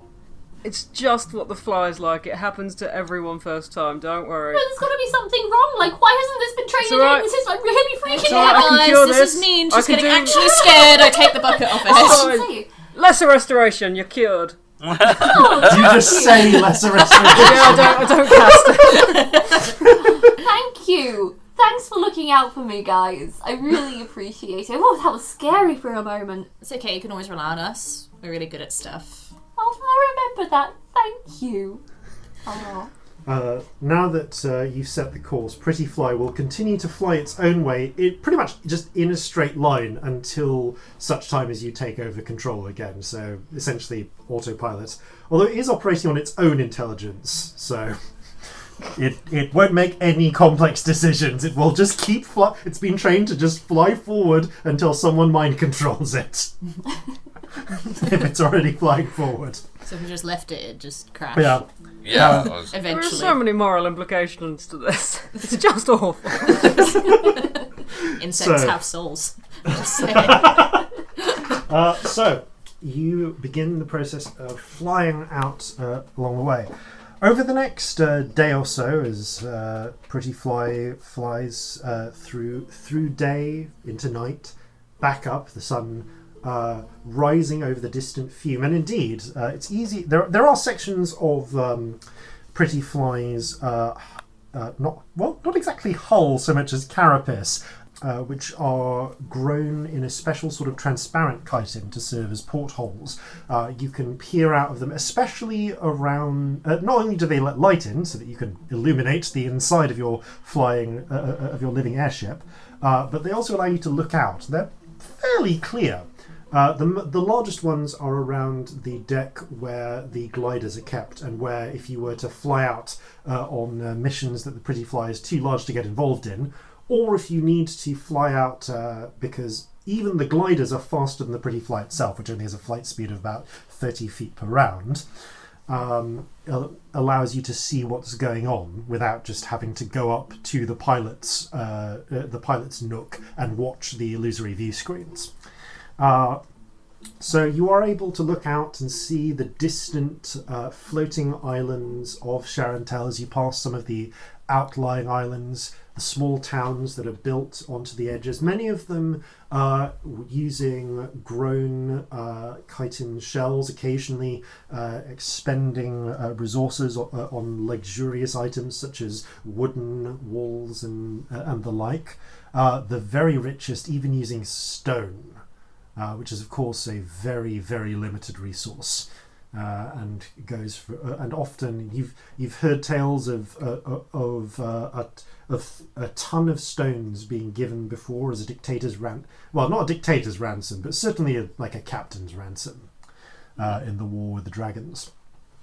So, and of course you can look down and you can see very, very faintly below the black carpet of the smog, ever churning, rolling black clouds that promise only death. As you make your way along, I would say, because you are essentially for the most part not in, I think, how often, I'll actually ask, Abyss, how often do you take, do you sit in the pilot's chair and, just, whether just for trying different maneuvers or just getting used to the ship over the next day and a half, versus just spending some time in your own body getting to know the rest of the crew? I'd say that I actually favour spending time with the ship, and I try and get it to do some sick flips while I'm at it. Okay, so I'm going to ask you for a piloting check. That is wisdom plus proficiency. Ooh, for fantastic. you, which you may wish to note down if you haven't already. Ooh, okay, so that was a nat 20. Oh! Yes. But wisdom Nice. plus proficiency would make that a 24, 5, 6, 27. Excellent. So what you're saying is we're really hungover and you're turning us upside down multiple Yep. times. Yeah. I would like to stand on the outside of the ship when this happens. We'll see how Okay, many so times I throw up. add note on your sheet piloting plus 7 for future. I'm only And- sick once from that roll. Excellent. As you notice that the sky, the parts of the sky and where the sun is begins to suddenly start rotating round in very strange ways. Some of you head for cover, some of you head for buckets, but Cephray, you crack open the access hatch out, clamber onto the side of the ship, and just stand, your silken slippers rooting you solidly to the exterior of the Pretty Fly as you begin to experience these barrel rolls, these loop-de-loops, bit by bit. Of course, being in the Pretty Fly's body, you can actually see this happening from the outside because of your wide-angle view, you can see your own body. So you see the hatch open and the tiny figure of Cephray clamber out and stand on your side as you're doing this. But you do pull off some amazing aerial maneuvers. I am a very good pilot, if I do say so myself. Nice. There's one point where you pass one of the outlying islands and just a small village that's passing by turns, sort of steps out of their houses and stops and watches this little acrobatic display before you fly on. You just hear some very distant most of which are carried away by the wind. I am very flattered right now. So, that said, because you're spending that much time in the ship, give me a perception check, please, Abyss. And that's with advantage, right? Yes, because of the ship's eyesight. Okay, perception is wisdom, right? Yep. That'll be +4, so that's a 20 non-natural. Use your own perception modifier. Oh. But it just gives you it's the advantage. same. Oh, cool. So non-natural 20. All right. You pick out the sight of 4 winged forms making their way toward... at first, just sort of making their way across the skies, perhaps heading towards that same village you passed before. But they seem to spot you and turn and correct their course. You are, with that dirty 20, you are able to spot the form of them and work out what they are long before they approach. These are not true dragons, as you had feared, as 4 dragons would be quite a match, but rather younger, they're sort of lesser kin, wyverns with 4 limbs rather than the classical 6 limbs, 2 wings, 2 legs, and long, barbed, poisonous tail. However, wyverns have been known to try and attack skyships before, especially in the hopes of ripping them open and getting to their tasty mana fruit supplies within. And it seems that these 4 have already sighted you and begun making their way closer. They are significantly faster than the pretty flyers, although you are, I will say, a good mile, actually be well more than a mile by the time you originally spot them, but yeah, like I'll say, by the time you kind of reckon it through, they're a couple of miles distance, and they will eventually catch up with you. But it's up to you how you want to tangle with this new set of potential dangers. I would like to speak to the crew through my very strange ability where I can speak to the inside of myself. Yep. Just say, dragons approaching, combat positions, now, and I just go straight to them. Okay. Do we have Right. combat positions? Like, That is up to you. can I hang out of a window? Yes. I would like to yes. get on the Well, that's a roof. combat position. Okay. She has several. Apparently several combat position based pickup lines. All right, so with that in mind, tell me about the preparations you make. So I would like to cast mage armor. okay. How I do that is the bow that's under my hat, I make it into a double bow, and the ribbon just sort of gets longer and longer and longer and wraps around all of me, so I'm entirely wrapped in like red ribbons. I'm imagining a magical girl transformation, but it just gets stuck in that. Yeah, the ribbon In like section. a little bit, yeah. Love it. just keeps doing more and more ribbons. Yeah, until like I'm a sort of ribbon mummy. Okay, so you got that open. You winch open a window. So you are staying on. So you are currently on board the Pretty Fly. Just make some notes. And so that puts Susan here. Okay. Then, obviously, Abyss, you're going to remain as the Pretty Fly for this fight. Even though I am the Pretty Fly, do I still have command of my beastie? You do still have commands over Bruce. You can give him commands by shouting to him through the walls. Okay, great. And he can actually manifest that voice outside the Pretty Fly, although after a certain distance it gets kind of hard to hear over the winds. So if he is outside and flying next to you, you can still command him over a reasonable distance. Okay. Actually, I'm going to fly out of the window on my broomstick and fly above the Pretty Fly. Mm-hmm. My broomstick is Okay. also covered in ribbons, in case anyone was wondering. Of course it is. Of course. You saddle up onto your broomstick, crack open the hatch, and begin flying over the Pretty Fly. Yeah, not high over, I just hover near it. Nearby. That's right. It's easy to match the pace of the Pretty Fly. It's not that fast. My broom is actually faster. Yeah, broom is about By- twice as fast. It's 50 feet versus 30 feet, Okay. so yeah, it's Well, not that's quite twice twice as as fast, but... Yeah. Cephray, you said you were clambering onto the outside? Yeah, just Okay. below Susan. Okay, so you are... Within 10 feet if she's not too high, within 30 feet definitely. Yeah. Okay, so you are within 10 feet of Susan. And Clarabelle, what would you like to do to prepare? Okay, Clarabelle is going to head down to the hangar, functionally, and Yeah. start strapping on the wings.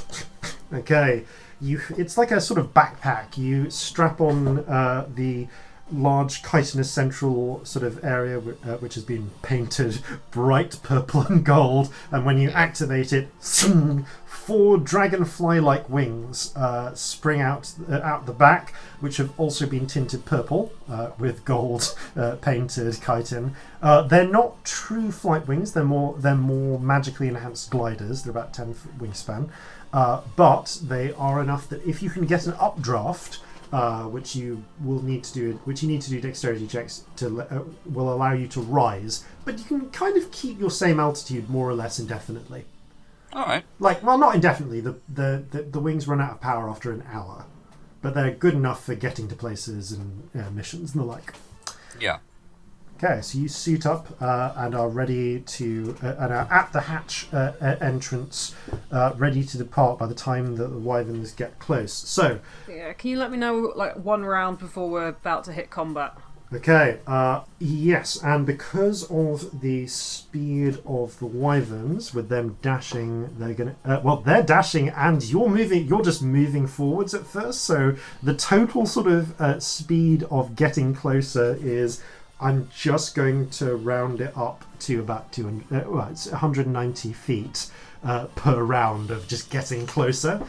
And your first ability that you can use as the ship activates at 500 feet in. So Yes. one round, but having seen Adora do this before, you have some ideas of what's coming, Cephray. So one round before we begin, you can do what it is you wish, and I will. How long before we're going to actually be involved personally, though? Okay, I will give you the announcement when that happens, because based on 500, so you'll be. There's sort of 2 pre-rounds where essentially the Pretty Fly gets 2 free shots off, and then we'll Cool. and then we'll get into proper combat. So actually, as that happens, the wyverns flying in formation, spaced out about 40 feet between them, between each of them in a sort of diamond shape. You can see they're heading towards you. They just come within range. Would you like to? I would indeed like to use a tail blast on them. Okay. Nice. You've been flying forward at full speed, but you lessen your speed to just your normal 30 foot, and then curl your tail up under you, picking one of the wyverns. And those of you who are on the outside of the ship can see the familiar form of the tail stinger beginning to glow with a brilliant sort of pinkish purple light, which builds up and up and up, and then a blast of energy lances forward. Roll an attack roll for the Pretty Fly. That is 20 non-natural. That rolling really is well. enough to hit one of the wyverns. Would you like? Can you roll radiant damage, please? I can. That is 8d8, so bear with me. You want some more D8s, darling? Yes, please. Oh, yes. All of the D8s. I've done 3. Okay, You here's. get 5. Oh, Okay, so that is 6, 7, 8, 16, 17, 18, 19, 20, 21, 22, 23, 24, 25, 26, 32 damage. Fuck me. Ooh, Nice. Good. nicely Very nice. done. Because you might do it again, so. Yeah. Yeah. Okay. So that's got that. Okay. And you get another shot on the next round before we actually have to roll initiative. So go for it again if you want. Yeah, definitely. I'm drunk with the power. And then I get a 10. This time, however, you aim for the same one, which, as the radiant beam blasts it, you see it tears away and crisps and burns fragments of its flesh. But it seems to stagger in the air. It almost drops, manages to regain itself. As the second blast goes by, this time, wise to what you're doing, it manages to weave out of the way, and the lance dissipates into the skies beyond it. With this third round, and at this round, however, we are at the point where they are about to come in. So if you want to do your one round before combat thing, Cephray. I will cast Bless. Okay. Yes.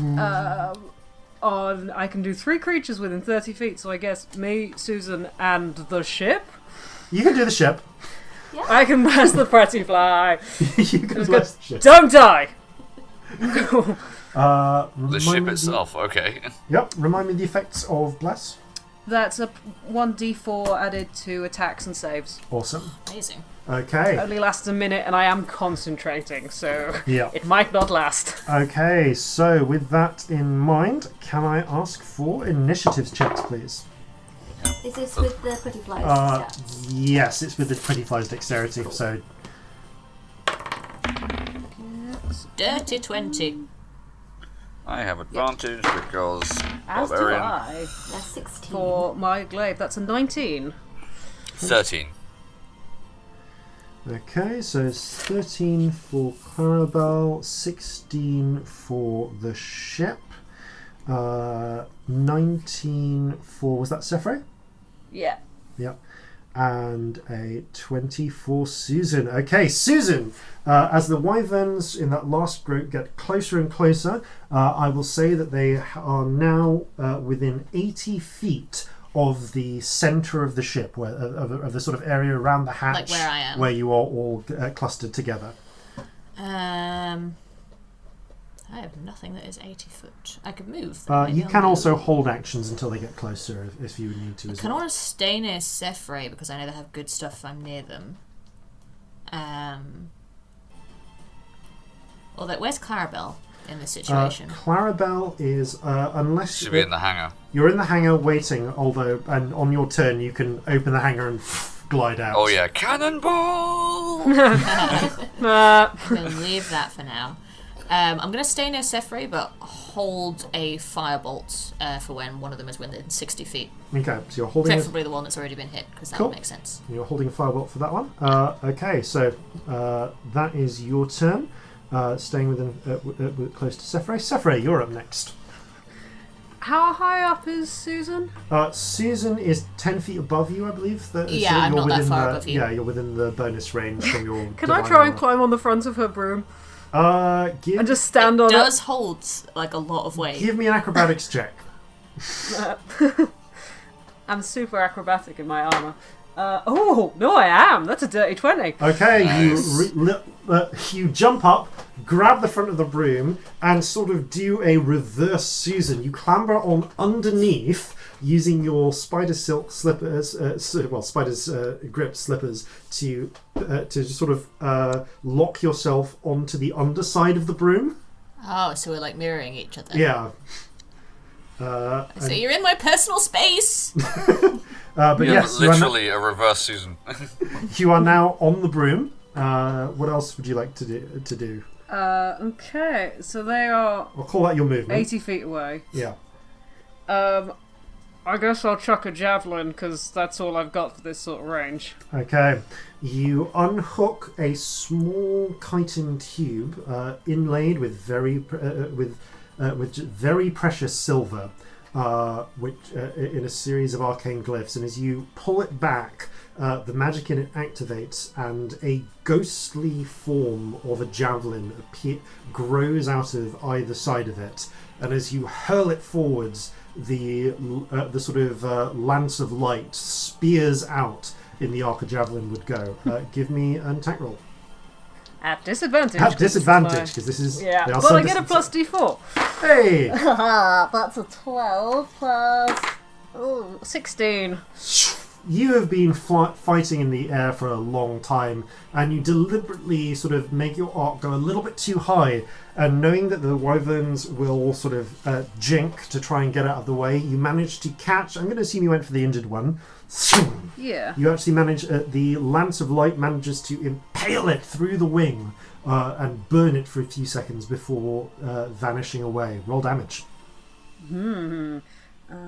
Just checking something, because I could add damage to it, but I don't know if it's worth doing at this point, because I don't know how many spells I'm going to need. Although these creatures are muscly and powerful, they have about the same maneuverability as the pretty fly does. So can be a lot, but it depends on their personal skill. I'll just do a normal one right now, because I can't find the thing I'm looking for, so I'll maybe do it later. So that's 9. Okay, 9 points of damage. It burns and leaves a hole in its wing, but the wing's pretty large. And it's able to just about, and it's able to. I get 2 attacks! accommodate. Ha! Oh, make another attack.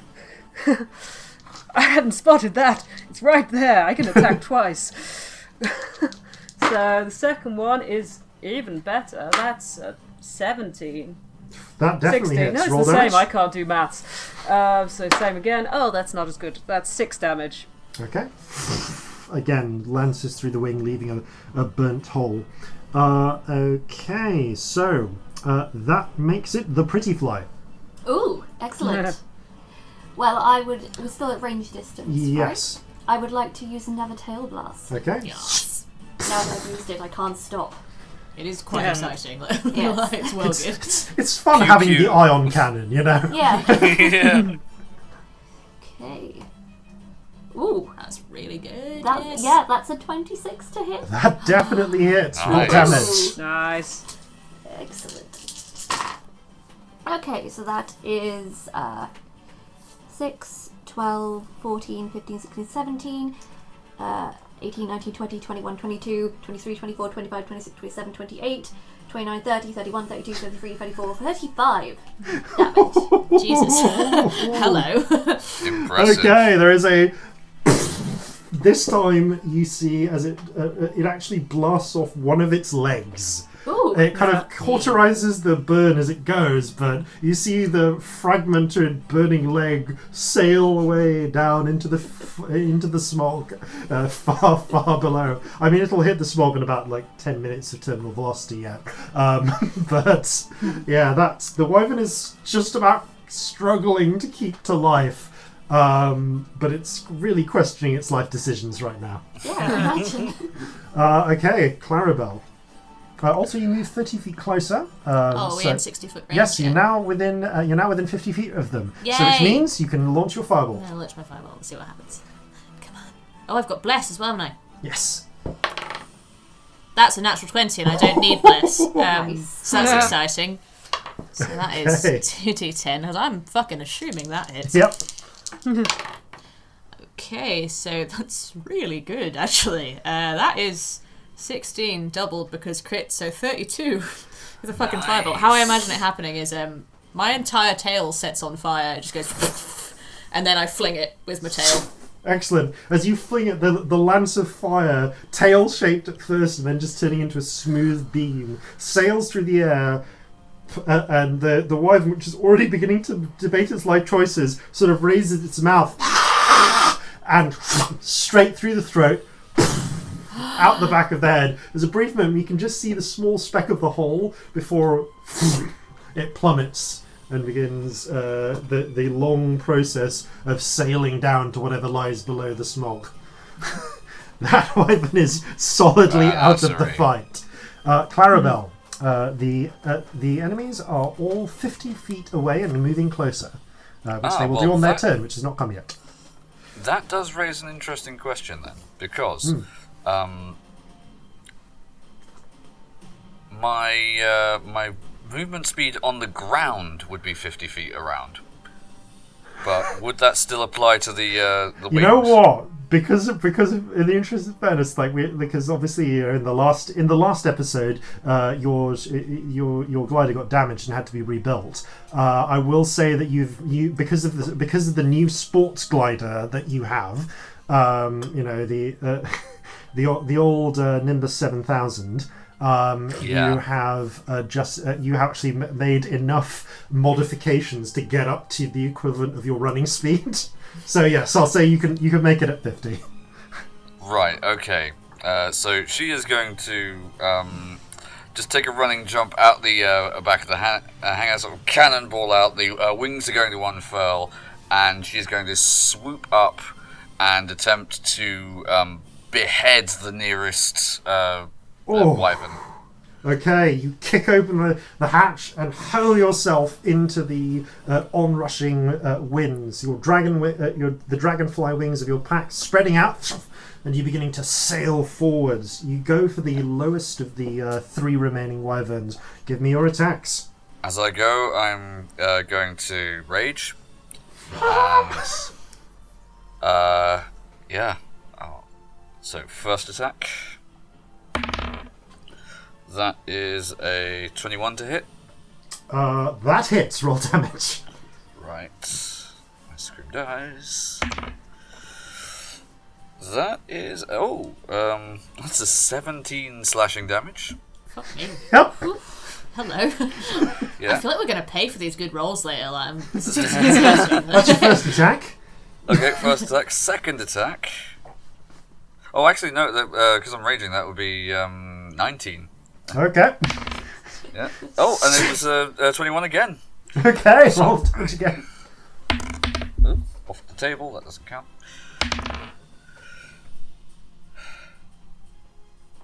Okay, that one was an 18. It'll do, you know.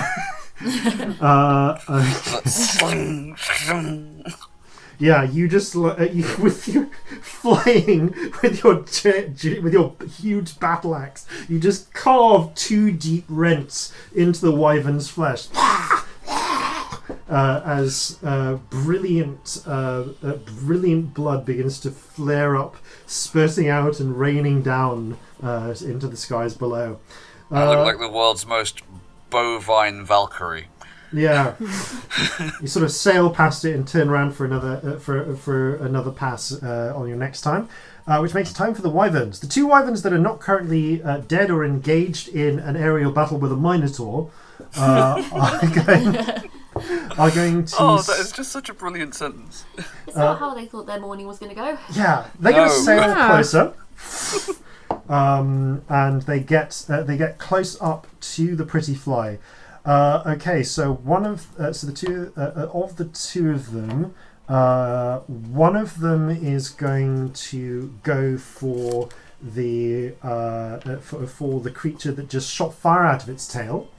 Tell me if it gets within 10 feet of me. Oh, it will. Then I will take an attack of opportunity on it.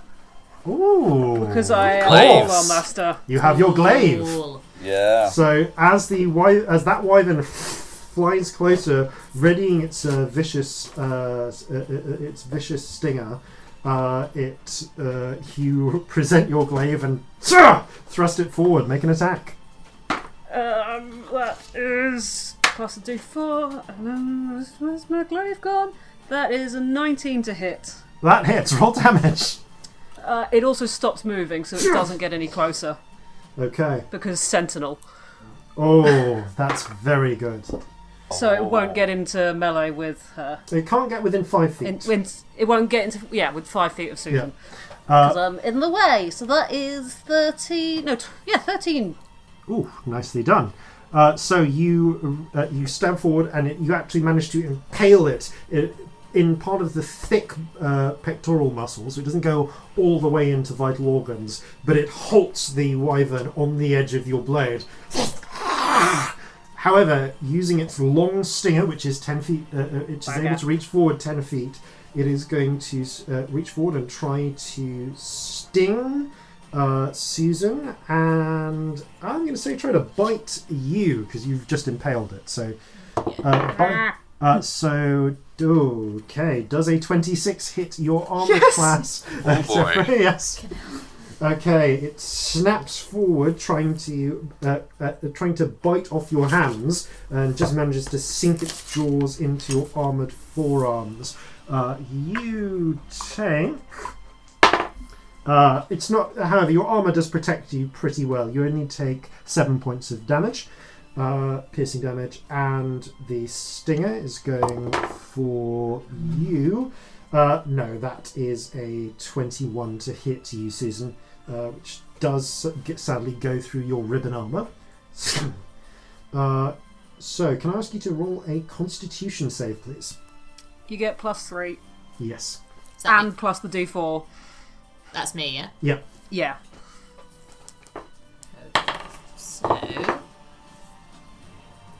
So +3 in general from you, and Yeah. also plus a Yeah, d4, right? plus the d4. Oh, I need to do a concentration check. Because I took some damage, that is fine. Okay, and hold up. So many pluses. 21. I know. It's like being in 3rd edition. Yeah, It so is like 3rd edition. I do not miss all those modifiers. Okay, so you take 7 points of piercing damage, but you also take 7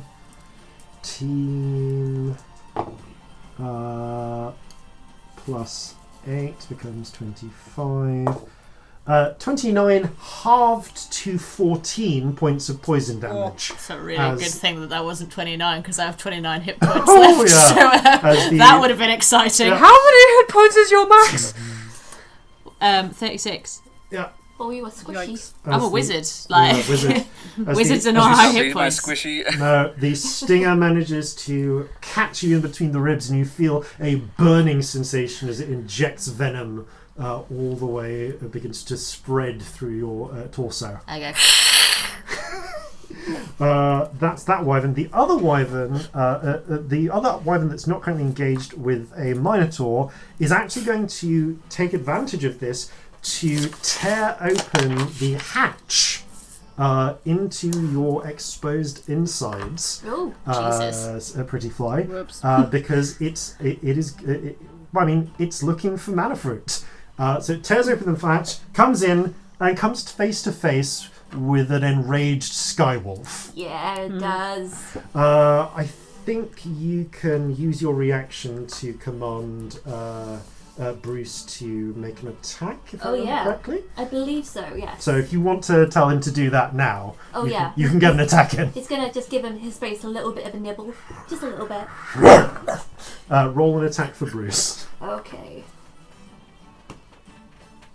That is an 18 to hit. That hits. Roll damage. Excellent. Has Bruce had wyvern steak before? I don't think so. I think this is a new delicacy for him. New experience for Bruce. Bruce had an exciting day. Yeah. Okay, so that's 5 damage, but it also has to make a strength save. Oh, interesting. Okay. That was an actual 20, however, it manages to resist being That's a pulled shame. down. Still there. As Bruce sort of catches its wing and starts worrying it, it pulls it free. It's going to, because of where it is, it's going to go for try and bite at Bruce and also slash at it with at him with its 4 claws. No, Bruce! So protective of Bruce. That is a 25 on the bite and a 15 with the claws. To hit. Yes, to hit. They both hit. Oh, both hit. Okay. Oh no, I'm very worried. Bruce takes 8.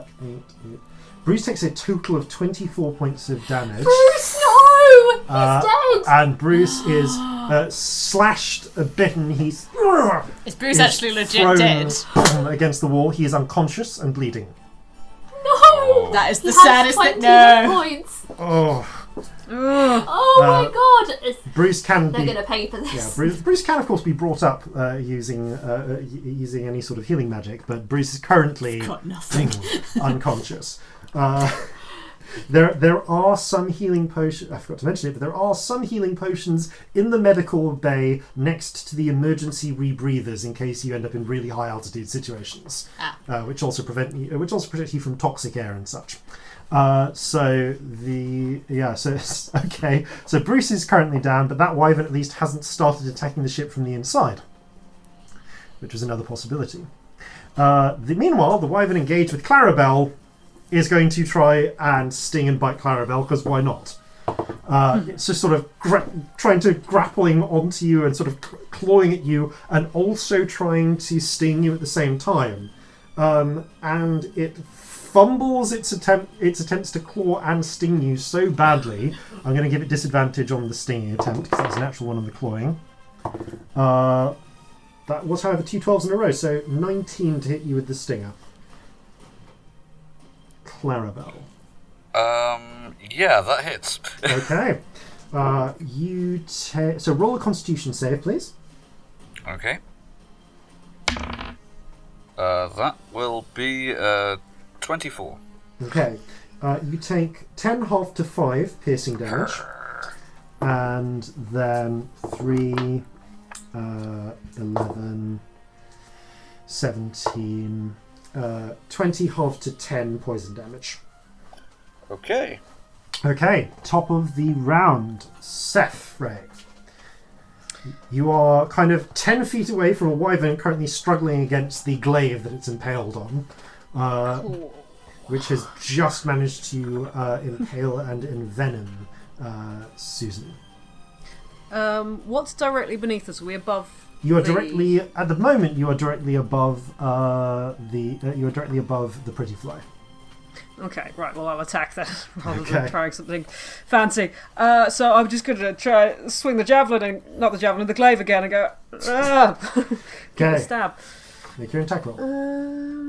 That's definitely going to hit. Might as well add the bless. So that's 25 to hit. That hits. Roll damage and then. And I'm going to dump a spell slot of smite into it. So that's an extra 2d8. Okay, your glaive blazes with brilliant holy light. Which I find really annoying because it's really bright. I still don't like it. I'm still hungover because I keep drinking every night. So that's 10 radiant and 10 piercing. Okay. Slashing? Whatever, it's slashing damage. Slashing, but in any case, it's not resistant to either of them. So you carve a glowing hole in the side of it as it screeches from the pain. You get a second attack, don't you? Yes. Okay, yes, I do. So I will, sort of curve it round for a second attack, which is probably not going to hit. Let's see how much I'm going to add to this. So that's a 13. That just hits. Roll damage. Oh! Also, I'm aware that I mixed up my initiative order. Susan, you should have gone first. I'll bring you after this. Oh yeah. Oh well. I wrote your names right next to each other. Don't worry, you'll get it's 2 S's. You're fine. Yeah. How badly hurts this thing? It's fairly injured, but it's not near death's door. Okay, I'll put another smite in then. Okay. Because this thing does too much damage. So that is 6 divine, so I can do maths. 13, 18. Okay, 18 points of damage. Okay, so all right. Again, you leave deep gouges in it. Now it's looking much more injured. I'm going to get really angry and just shout, "Oh, come on!" and then turn the glaive and use the butt to make a bonus action strike. Oh, awesome! Because Polar Master, I love this. That's pretty good again. That's over 20 to hit. Yeah. That's 26. Yeah. Less damage because I've only got a D4 on it. We're rolling scarily well. Yeah, like it's making me nervous. Suspiciously well. Yeah. I rolled a 4 just now and it did still hit because of bless and stuff. Oh. It's pretty good actually. That is 8 damage. Okay. So I have a great modifier. You sort of conquered in the head as well. All right. Actually, Susan. Okay. So this wyvern is pretty nearby still. It's 10 feet in front of you. It's in range to attack you with its stinger. I want to fly up to it on my broom, right up to it. You can get closer without provoking an attack. Yep. Yeah. And I'd like to kind of, you know how cats sort of grab things with their claws? Yeah.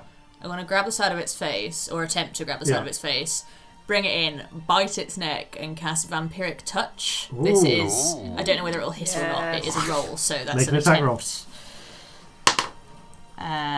You still Plus, thank you, plus my bless is 22. Okay, you managed to sort of weave. You jump forward on the broom, grab the side of its head, and sink your cat fangs into it. And it pressed your murder button. I basically, I'm going to say that for Vampiric Touch, I literally suck its blood, and it takes, it's 3d6, I'm getting my d6s wrong, sorry, wrong number of dice. It takes 3d6 necrotic, and I get half of that as hit points, basically. So that's 11, so it takes 11 damage, and I get 5 hit points, which isn't that many, but it's some. You feel hot, sweet blood run down your throat, and just feel energized. Okay, I think that's it, unless you've got a bonus action or anything. Nope. So, Wizard, what are bonus actions? Pretty Fly.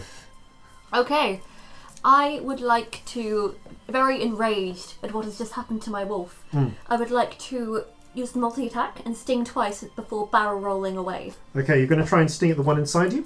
Oh right, it's actually gotten in there. It's gotten inside the hanger, yeah. In that case, I am just going to kind of roll and try and shake it off. Okay, Shake it out. Awesome. Give me a piloting check. Yeah. Oh, that was not good. That was Is 9. it does the bless Bless work? affects you. Oh, bless, that's an extra d4, right? Yeah. Yeah. So that's now a 12. With how badly it fumbled its own check, there is a sort of, you see the those of you flying above, you see the Pretty Fly begin to sort of barrel roll, and there is you see a couple of just like bits and pieces of like you see a couple of used bottles fly out of the hangar, followed by that was our fault. followed by a confused and enraged wyvern flung out of the open hangar.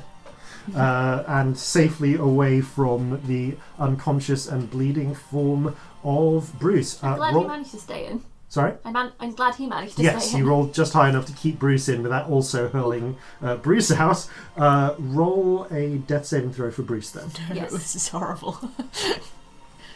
Oh, he's okay. Okay. It's all good. He's okay. One warning. You can, if no one else can get to Bruce in time, you are still on board the ship. It is an action to leave control of to put Pretty Fly into, as it were, autopilot. If you want to be able to run to the medibay yourself. I may do that. Just for future reference. He will make it. We don't know that Bruce has been attacked, do we? We're outside. You're outside, Yeah, but we're outside. Pretty Fly just did a barrel roll. So give me a perception check, everyone. Okay. I can't do anything anyway, in fairness. Ooh. Oh, that's a 1. I haven't seen anything. 9. Dirty 20. Okay, Clarabelle, during the barrel roll, you saw Bruce slumped and unresponsive being thrown against the wall. Oh, that vessel's made jimmies. Yeah. What are your jimmies? I want to. Well, know let's that. Don't need to know. let's find out on this turn. Clarabelle, you are engaged in melee with the wyvern that you've been attacking thus far. Yeah, how close to being off does its neck look from its head? It would take a few more swipes. These things are full of thick ropes of muscle. Yeah, okay. No, I'm engaged. I'm going to have to take this one out. I'm going to make another 2 attacks. First one. That is that's a dirty 20. Okay, hits, roll damage. Okay.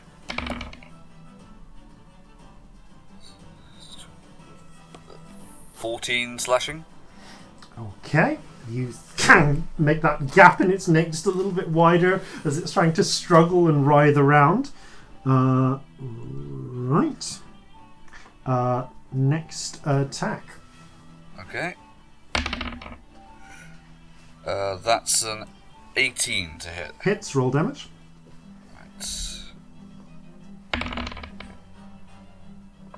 That's 11 slashing.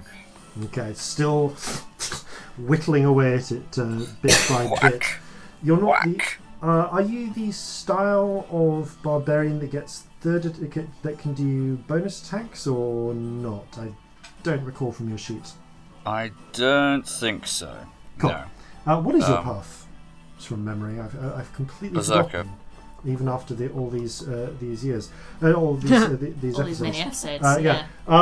Berserker. You know, actually, who's got? Have you got the player's Yeah, handbook? I was looking at I'm spells. looking at it. Yeah, I mean, I think you can. If that's the one I think it is, I think you might actually get a third attack. Like a bonus attack if you choose to. That's barbarian. I think it's if I go into a frenzied rage. Yeah, it's only if you go into a frenzy. Yeah. Yeah. Yeah. Cool. If you're not, if you don't want a frenzy, Which I then- haven't yet. Cool. In which case, you are fine. All right. Don't know why I decided to say that in that way. Enjoyed it. Yes. Okay, so that's the end of your turn. Assuming you're happy staying engaged with this wyvern, that brings us to I will wyverns. actually, as a bonus action, just call out and say, "The wolf's not looking too good." Yeah, you're just able to hear that over the winds. Cool. I call back, fuck Thank the you. wolf. Oh, now come on. You have. I'm a fucking cat. You're gonna regret Yeah. that. Okay, the wyverns. Wait, So I like the today. wolf more than I do the. Never mind. The wyverns are going to make their attacks. So the one that's engaged with Clarabelle, that's a 13 with its bite. I think that misses. No. Nope. And a 22 with the stinger again. Oof. Yeah, all right Another then. stinger. So 8 half to 4 piercing. And 8... roll Constitution save. Natural 20. Fit. Okay. And 27 half to 13 poison. Okay. Those stingers are nasty. Okay. So 17 total, right? As it claws and struggles with you, and manages to just manage to get a stinger in between your ribs. Okay, the one that is currently engaged with Cephray and Susan is going to go looking at the way the damage has been happening, it's going to go for a bite against Susan because it's right next to its head, and stinger attack against Cephray. Okay, attack of opportunity is as soon as it attacks. Well, use my reaction to attack when it hits Susan. Okay, go for attack Susan. Cause Sentinel. Yeah. A blessed Sentinel. So that is a 22 to hit. That hits. Roll damage. Oh no! Wait, Great Weapon Master. I can re-roll ones. Hey. So that is 12 damage. It's 12 damage. Not enough to kill it outright. Damn it! Yeah. But not too shabby either. It does. It's 19 to bite you. Oh, so hits. Yeah. So you take 10 points of biting damage. Mm-hmm. And a crit for the stinger against Cephray. Ow. So Cephray, We're gonna fall out the sky. you take. This is where we find out if the spider climb slippers work, when you're unconscious. Cephray, you take 13 points of piercing damage and Con save. Can't save. That is lots. 21. Yeah, that's fine. You take 28 half to 14 points of poison damage. And how much piercing was it? 10. 10. So 24 total. Yep. Yeah. So it stings in. Okay, the one that was thrown out of the ship is going to... Let's see, you are barrel rolling. It wants to try and get back in, but given that you stated your barrel rolling, give me another pilot check. Okay. It's going to try and overcome that and get into your hatch because it wants those tasty fruits. That was a nat 20. How many fucking Nice. 20s have I you rolled? don't know. And that was a nat Yes. 19, so well played. You Ooh. keep That's barrel rolling and lucky. it wastes its action trying to scrabble after 20. the... 24, didn't I need to do a con save for concentration? Ooh. Oh. It's not going to be good. 12? That's just It enough. was 24. That's literally That was just exactly enough. enough. Yeah. Bless! You keep the bless up. Okay. The bless saves the bless. Susan. Okay, so I am going to... Where is the one that is, like, how far away is the one that is on me and Cephray? Is it, So like, the one right that is on you nearby? and Cephray is literally right next to you because you got close enough to bite its neck. Okay, I'm going to do a second level witch bolt on it. So, yeah, my fur puffs up like, you know, when you touch a balloon. Yeah. Like, when... Yeah, like a Van de Graaff generator. Yeah, like, it all puffs up. And then my tail flicks and this charge of electricity just goes... So I'll roll damage. I don't think I attack roll for that. Oh no, there is an attack roll. There should be I'm an wrong. attack. It's Everything which is an roll? attack roll. Because wizard. Yeah, no, magic missile is the no attack Oh one. god, that's not very good. Bless. I know, I'm looking for a d4 that I don't feel angry at. Okay, so that's a 15. That hits. Roll damage. Yay! So d12s, 2 of them. Well, let's say I rolled that one. That happened. It's rubbish. 6, but it does stay up and do Okay. more damage. So, yeah, for as long as it's in my range. Oh, interesting. Okay. Yeah. So you stay. So that's 6 points of damage to it. You blast away a little bit of flesh. Not quite as effective as you were hoping, but it's now active and ready to be reused. Yeah. Anything else you want to do?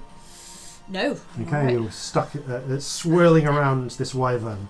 Actually, how bad Cephray looking? Like, terrible. I'm alright. Okay, cool. Cephray. Oh, how bad Susan looking. Pretty fucking bad. I'm on 10. So, like, iffy. You may be one And hit away. how's the wyvern doing? Bad. If only it was down, then I could heal people, but it seems pointless while it's up. I get that. So I will hit it with my glaive. Go I'm going for to try it. and impale it. Or take its wings off. Let's try and take the wings off since I've got 2 attacks. Okay, go for it. And I did manage to concentrate on bless, so that is 18 to hit. Roll damage. Oh, wait, do I roll? Is it 1s and 2s I reroll or just 1s? Ones, I think it is. It might be 1s and 2s. It's my fighting style. Where did I put it? On my features. Ones or twos? Haha. Aha! That's well good. Great weapon master. Can I keep re-rolling it if I rolled a 2 again, or is it just once? No, must use the new roll. Yep. So that's 7. Okay. Roll your second attack. Definitely gonna hit. Lots of things. 28 to hit. Roll damage. Fucking hell. Hello. Re-rolling it because I rolled a 1 again, so that's 14. Okay, you slash one wing and sort of you feel a tendon cut as it's struggling, gripping onto you with its feet. You slice through the other, and you actually manage to break it off at the joint with a kick, but making sure not to get stuck to it with your spider slippers. You see it break loose and as it begins to pinwheel down into the smog below. That wyvern is history. Aha. Nice. And I will shout to Susan, get us to the hangar! Okay. Pretty fly, you are next. Okay, is the guy trying to... I was going to say eat me out, but that sounds terrible. He's trying to get into your hangar. Yeah. He's trying to get all up in there. Dive Still trying to get- right into your hangar and attack your wolf. Yeah. Don't make me brother. Still trying to get up into your He's into your biting your cavity. beast, mate. That's what he's doing. Yeah, the hairy beast you keep in your hangar. He wants He's trying to eat my inner fruit. Nope, it's not going Oh, yeah, it's he's getting after your magical fruit. Is he still trying out? He's still trying, but has failed thus far. Okay, I would like to make 2 melee attacks on Okay, him with my stinger. Yeah, you bring your sting around and just... Okay, and that is a 24 to hit on That the first hits. Oh yeah. Roll damage. one. Okay, and that is 8. No, not 8. 4d8. 4d4. 4d8, sorry. That is 8, 9, 16 plus 9, so 25. Punches through one of its wings with the first strike. Second attack. Yep. And that is, what is 13 plus 8? 21. 21. 21. Okay, yeah. I'm amazed how quickly I This is managed well to good. work that out. The wyvern is very much worse for wear with 2 giant stinger holes in it. And then that is 22. Oh, sorry, I actually wrote the roll 21 as the damage. It still has 2 giant holes in it now. Yeah. It is seriously reconsidering its life choices and very much looking like it's about to give this up as a bad job. Speaking of wyverns who really should have given this up as a bad job, Clarabelle. Right. Okay. Clarabelle is going to swoop around and try and just run her great axe along the entire underside of this thing. Go for it, make your attacks. Okay. That is a 28 to hit. That hits, roll damage. Yeah. For 14 slashing. Okay, yep, roll damage, roll again. Okay. And that is 15 to hit. That just hit. Well, I mean, not just, that does actually hit. You're right next to it, so roll damage again. Okay. For 11 slashing damage. With the last strike, you slide your battle axe all down its back, and it just splits it open, giving it one sort of pounce off it. You use its momentum to launch back into a glide as it shrieks, plummeting down below. I'm imagining it just sort of opens up like a flower petal and disgorges all of its innards. Indeed. Grim. Beautiful. Yeah, you basically blood eagled a wyvern. As you with that, the last wyvern takes. Well, it's already in flight. It tries to make flight. And I guess because of the way reach works, pretty fly, you can have an opportunity attack against it. Yes. Oh, definitely. Is it within range? It's within range for your melee For me- range, for so melee, you can okay. do another stinger. I will do that. So that is 18 to hit. Yep, that hits. Roll damage. Fantastic. Oof. Okay, so that is It's really good. 15, 16, 17, 18, 19, 20, 21, 22, 23, 32 damage. Oh. How would you care to finish this creature? In style. Best answer. Yes. I would like to take my stinger, and just kind of skewer it through the middle.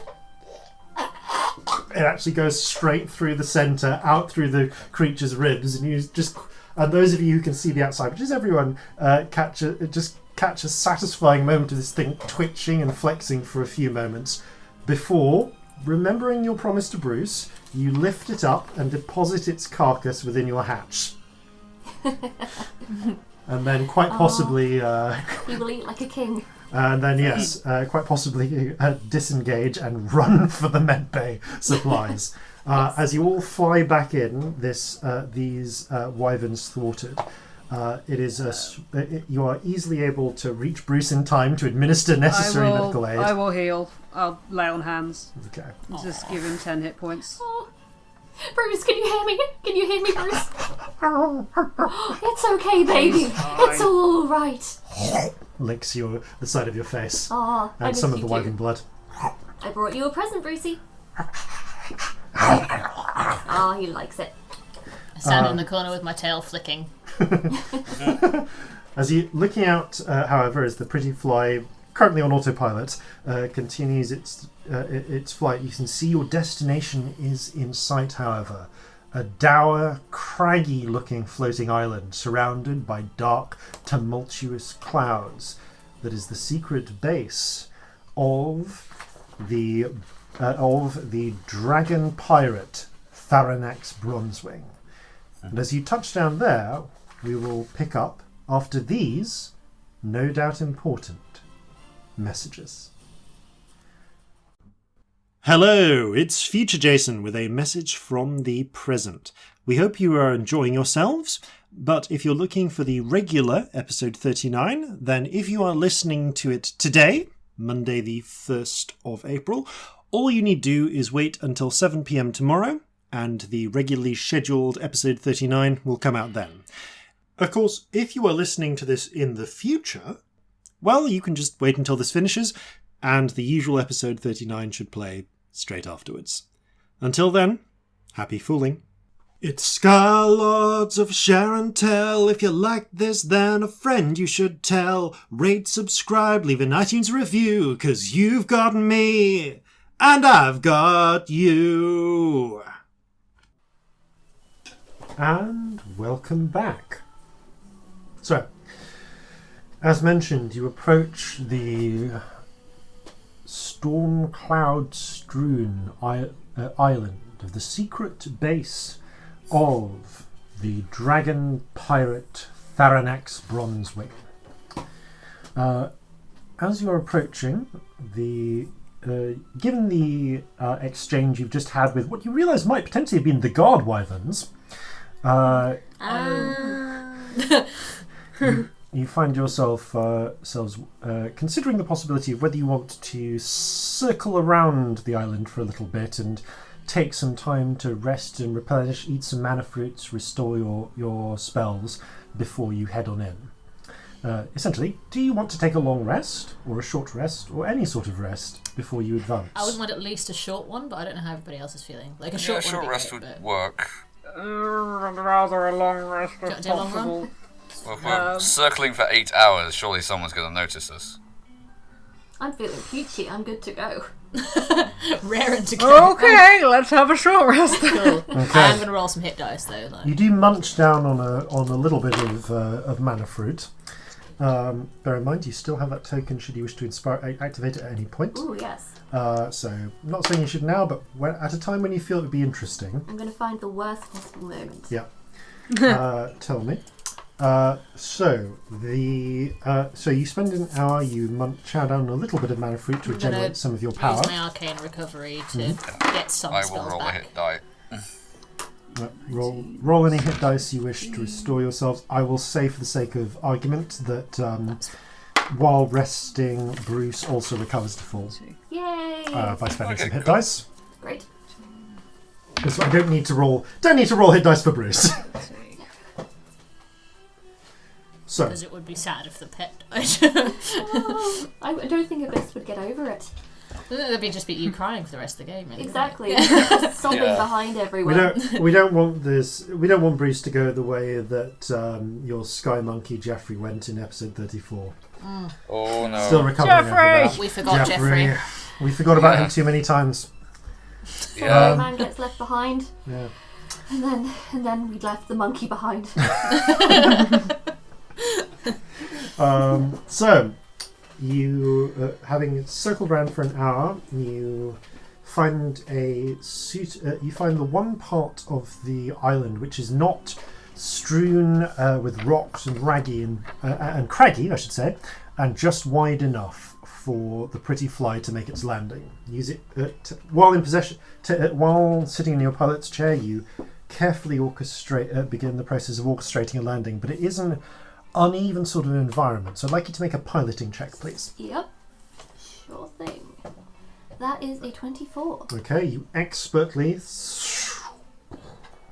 make your landing, perching the pretty fly's legs on the uneven ground and making a smooth arrival. The hatch opens, and the 5 of you, including Bruce, are free to step out into the swirling dark clouds that cover the surface of the island like fog. It's a little curious looking around. There's no immediate sign of habitation, but the centre of the island is very much dominated by a rising sort of like a hill, almost a mountain, although it's not quite mountain-sized. But there's something. It does seem as if the clouds almost of this storm, which is of course thick and wet with moisture, and occasional crackles of lightning. Not thick bolts that fry you, but every now and again you see small sparks coming off your armour, Cephray. And it does seem, these storm clouds do seem to be swirling around this central peak in some way. Here and there, thin, scraggly plants seem to eke out a living amongst the rocks. But this place is strangely barren and desolate for such valuable land. What do you do? Is there supposed to be more here? Looks a bit Honestly, dead. I can't quite recall our brief. I was super hungover, if I'm honest.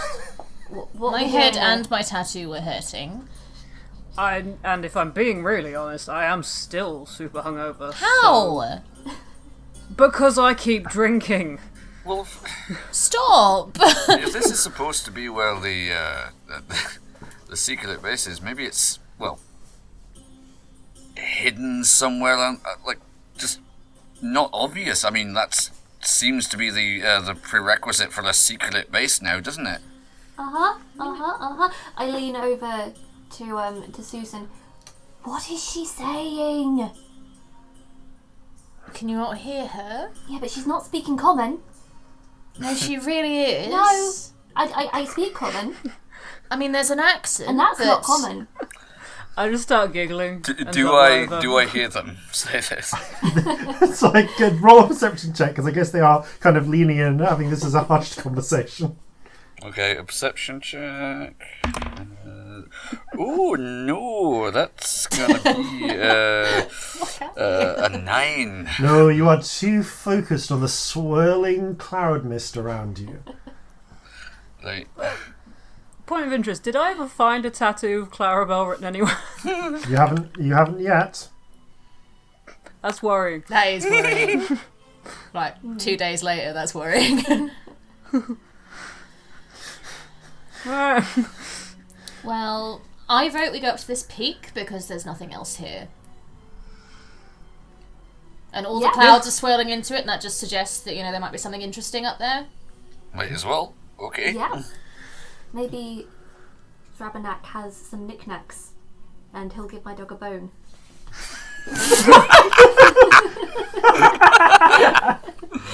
Brilliant. Oh, A-star guesting, Amy. Thank you. You begin trekking your way up towards the peak. Can I have... Sorry, I wasn't quite prepared for that. That's Great. Keeping an eye out as you go, then, can I ask for... Let's call this investigation checks from everyone. Okay. I'm actually good at that. I'm not. 23! 10. Oh, 15. 15. Okay. Hey.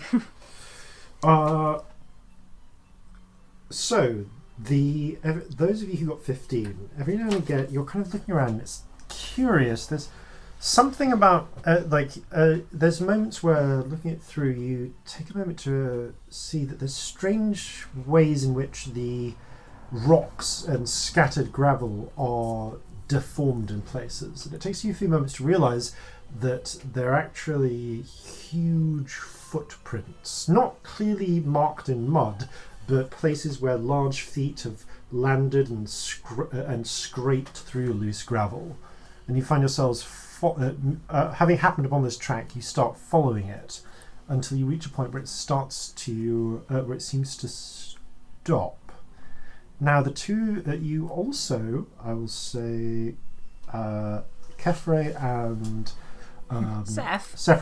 Cephray and Abyss. There's a moment when you swear you see some sort of little strange shapes in the mist for a few moments, like little vaguely humanoid-looking figures, but they almost seem to fade away a moment later. Susan, however, you are keeping more of a careful eye, and while they're sort of being distracted by shapes in the mist, you see, you suddenly realise, wait a minute, covered up by some of the gravel and loose rocks and so on, there's a large, suspiciously circular, huge stone rock in the side of this hill, where the tracks come to their end. Guys, that rock looks weird. Rocks do look weird. No, it's a big one. I don't think it's a rock. No, it's I not. The think there's something in the footprints mist. like stop mysteriously near it, and none of you looking. Oh, No, a rock. there's something in the mist.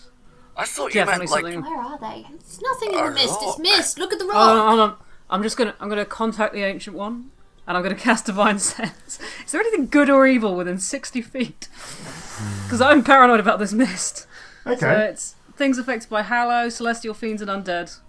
60 feet, not behind total cover. No. None of those come up as you do your search. Okay, I'm getting something from the Ancient One. There's nothing good or evil, but it says, Susan, you're a prude. Alright, let's look at this rock. That was uncalled for. Why? Why It's are what the you gods like are saying. this? You know. It's what the gods are saying. Abyss. On the off chance that these footprints are left by monstrosities, I have advantage on survival checks and tracking of these things. Give me a survival check. Okay. And I have advantage on that. Maybe, do I? Maybe. Roll twice and tell me each one. Okay. So the first one is a 12. Okay. Okay, and the second one, that's a 23. Okay. So you know that you get the feeling the tracks here aren't made by, strictly speaking, monstrosities. Looking at the size of them, the shape of them, however, you have seen these before. These are dragon tracks. Oh.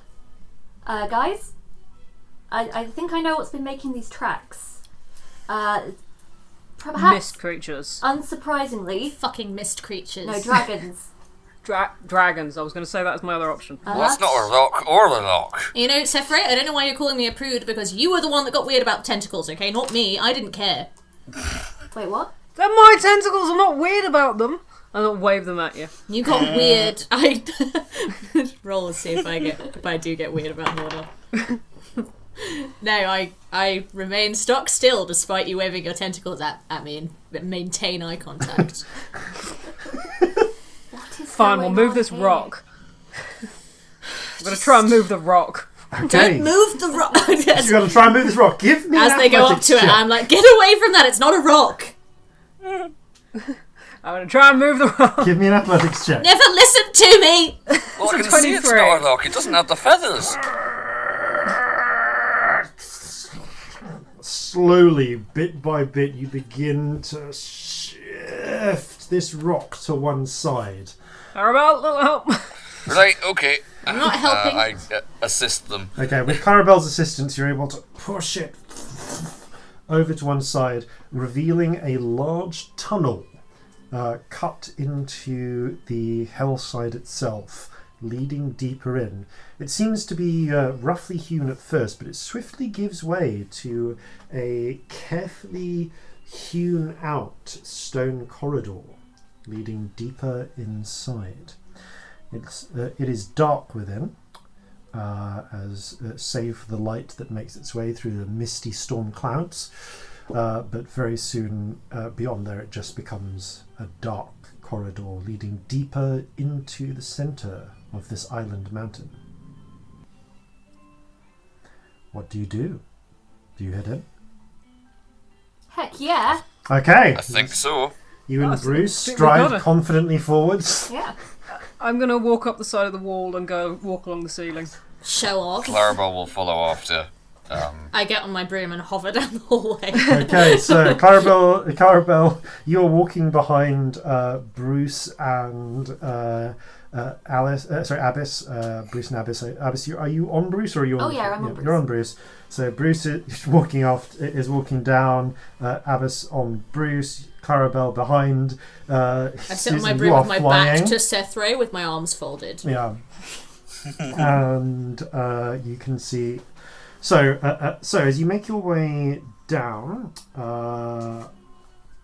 there is you get about 30 or so feet down the corridor. Do any of you not have dark vision? I have dark vision. Anyone? I have it. I'm not sure, actually. Let me have a look. I feel like I do. But I have written it somewhere. I think all of you have dark vision. Yeah.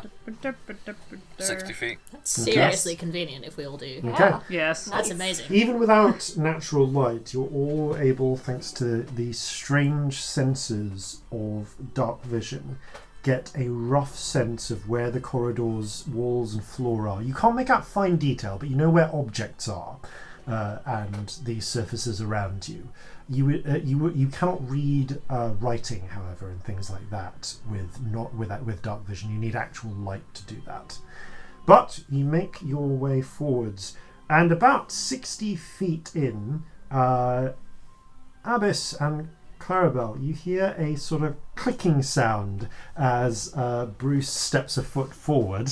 That doesn't We don't sound have a good. rogue.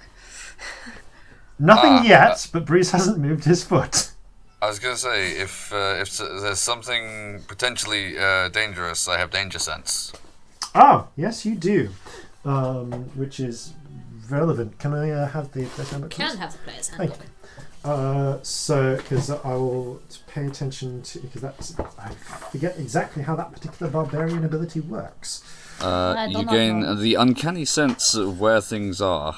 Okay, it gives you if they advantage should- on dex saves should not against be. effects you can Yeah. see, which for your dark vision this will account for. So yeah, okay. Had you stepped on it, it would give you a great position. Well, right now nothing else has happened, but Bruce still has his foot just in the same place it was. I hold out my hand and I place it on Bruce's hindquarters and I say, "Wait, my daily sense is tingling." Why have we stopped? Can I look down and just see Uh, what's going on down there? give me an investigation check, given the Yeah. fact that you have no light. True. Investigation, that is a 16. Touching gently around with your fingers, you realise, there's actually, the floor here is mostly rough and smooth. Not rough and smooth, smooth hewn rock, but this bit is actually a panel which has gone down. Ah! Right. We may have triggered a trap.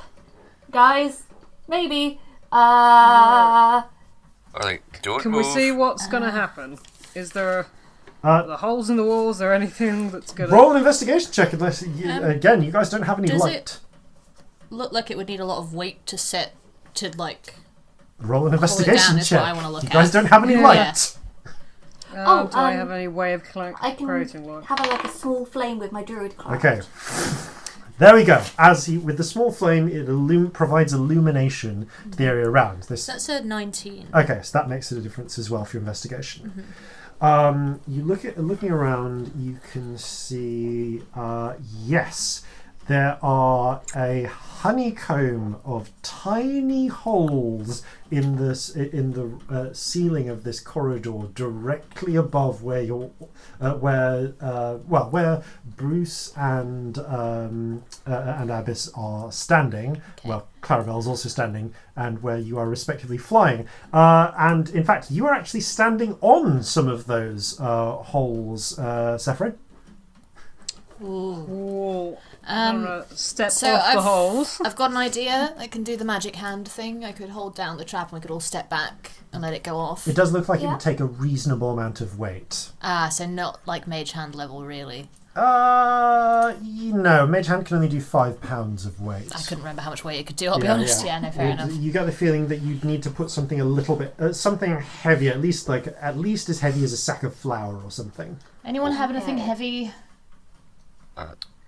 Now we know where it is. Can we get out of the way of the holes and then just let it off? Not really. Not without, murdering the wolf. And you're not doing that. No. I mean, the rest of us could get out of the way, but the wolf would probably die.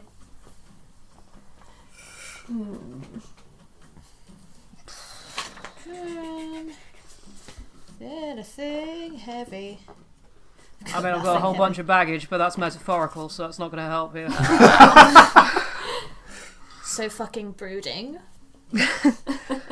I've got a shield I don't fucking use. Hey! How heavy is that? 6 pounds to start. I'll say that combined with the mage hand, you might be able If to I do pick it. the shield up with the mage hand and press it down. Yeah. That If would you work. you can't actually pick the shield up with the mage Oh, hand yeah, 'cause 'cause it's too heavy. But what you can do is you can put the shield on and then press down with the mage hand for a total weight of 11 pounds. Yeah. Well, total force. Alright, everyone else get out the way before the wolf steps off, just in case. Right. Yeah. I do so. Bruce is And I'm going to gonna be stay- okay. I'm going to stay within 10 feet of Bruce. Okay. I kind of go at the far end of my mage hand, but put it straight over where the thing is so that I can press down immediately when the shield's on, if that makes sense. Okay. Susan, roll a d20 for me. Oh dear. Why?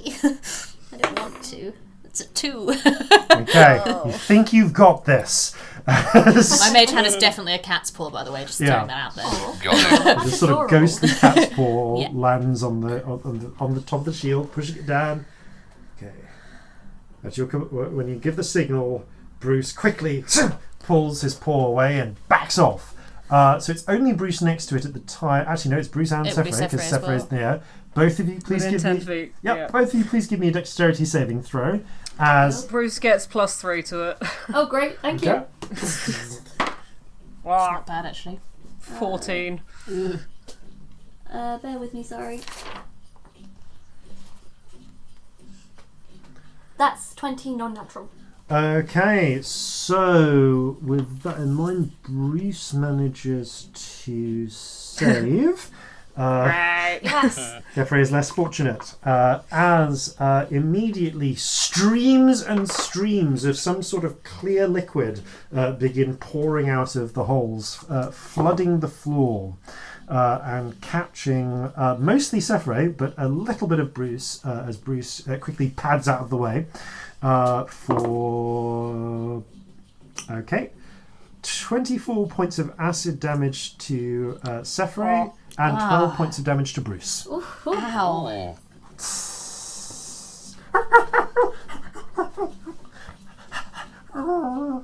Oh, it's okay, no. buddy. You'll be all right. I'm actually immediately going to cure wounds on Bruce. Oh, okay. I'm burning it. I'm burning it. Go for it. I'm gonna give myself just a little bit from the lay on hands. Yeah. Okay. So you heal yourselves up. The acid now has formed a small, shallow pool around where the little bit of recessed floor is. However, literally all of you have some means of flight. So, assuming that this is not a non-issue, just jump it, yeah, couldn't you I? can. You can basically jump it. This is a tunnel large enough for a dragon to fit through. Yeah, you're all easily able to haven't gone off my fly broom. or climb or just ride Bruce over the shallow pool, land on the far side, and continue going forwards. Yeah. With your small amount of light, you are able to see a little bit more than the dark vision would permit. And you see that the tunnel rises up until it reaches what appears to be a heavy stone door. You can see it's of the type where if you push on one side, it will rotate in the middle to allow you to go through. Okay. Can I push on it with my mage hand? Yes. You give it a push. Give me an Arcana check, because you're kind of like slightly overloading the mage hand. 15. Okay, you just managed to push in exactly the right place to take advantage of the leverage. Even though the mage hand doesn't push much, the stone is quite well oiled, so it slides open. You can see there appears to be a sort of dead drop, just a vertical chasm that goes straight down about 60 feet, and then you can see the corridor continues below. Again, all of you have some means of flight, so if you're willing, so you take a couple of moments to climb or float or Glide down or walk. It's poor Bruce has to make 2 trips, one to carry Clarabelle because the glider won't quite fit down here. Like you have it on your backpack in its undeployed state, Clarabelle. Glide down. I can glide. Is it actually even plausible that I could jump this just by running up? It's a big old drop in it. First of all, that's weird. Sorry, deja vu. I think But, like, I we're not imagined this going- moment in a dream before. Strangest thing. You can certainly try. We're not going across it though. We're going No, you're down going it, straight aren't we? down 60 feet. Okay, yeah, that's fine. So- That's fine. Probably not. So I'm imagining you sort of Okay, yeah. bouncing off the walls. What, like Kung Fu? Yeah, no, style? that wouldn't work. Yeah, you're not a monk. So you take a Bruce lift down and find yourself at the base.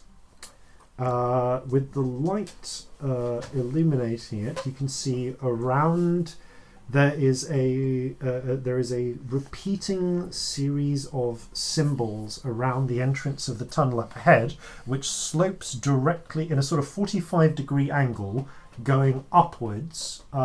It's kind of hard to tell how far it's beyond this. It's beyond your dark vision range towards some other way. It's just a straight tunnel going up. Can I fly a bit closer to the runes and have Yes, a you look? can. Give me an Arcana check. Okay. That is 11. 11. Okay, so these seem you can tell that these seem to activate when something passes through it. That's all you can tell. Great. Okay. I'd like to do a general check for traps. Do an investigation check. That is a 13. Okay. Looking around, you do see actually there is a matching but subtly different series of runes on the wall immediately behind you at the bottom of the 60-foot drop, which is just a series, or they're similar but they have a different incantation on them. These ones have actually been smeared over to be concealed, and you can see several heavy dents in the stone wall behind it, and that's it as far as you can tell. Would like to cast Unseen Servant, Okay. which by the way is a kitten, obviously. I'm gonna walk back up yeah. the wall, out of the Okay. way. And just say of everyone, the bludgeoning that's and just gonna say happen. like everyone get back, and like get the little kitten Yep. to walk near all the runes. Okay. The little kitten walks through the runes. I'm going back up to the tunnel. There is a sort of flashing, and the stone door above slams shut. Ah, shit. And you can hear a distant sort of sound, a rumbling that's growing louder and louder, coming from up ahead, up the ramp. Oh god, it's fucking Indiana Jones in here, isn't it? Very quickly, you can see coming down this ramp is an enormous stone boulder. Peeling its way down towards where all of you are standing all of you except Cephray are standing at the base of this ramp. Okay, that maybe wasn't my best idea. Cool. And I have an idea to do, but I don't know what you want to do. yeah, with under the initiative. circumstances, this thing is about to is coming with speed. So everyone roll initiative. Fair. Okay. And as this happens, I would also like to trade in my little chip. As this happens, Yeah. Go. That is a very good timing moment. Yeah, that is the worst. This will Anyway. take effect at 13 for initiative count 20. Okay. 16. Got 17. Okay, Abyss. 16 was Susan, wasn't it? 13's me, Right, sorry. so 16 was Cephray. Susan was 13, and what was yours, Clarabelle? 18. Okay. And 18 for Clara. Okay, so some things start happening. The first thing that happens is, just as this is coming forward, you get a bit of a stomachache, Abyss, and you suddenly start burping up small blue clouds. Oh Oh god. Roll 1d100. no! Okay. Oh. Oh. Yep, that's Yep. it. I got 53. 53. Ironically, for the next, would you mind rolling 5d6 for me? Oh, okay, Oh, God. right. Do you want some more d6s? Yes, please. 3.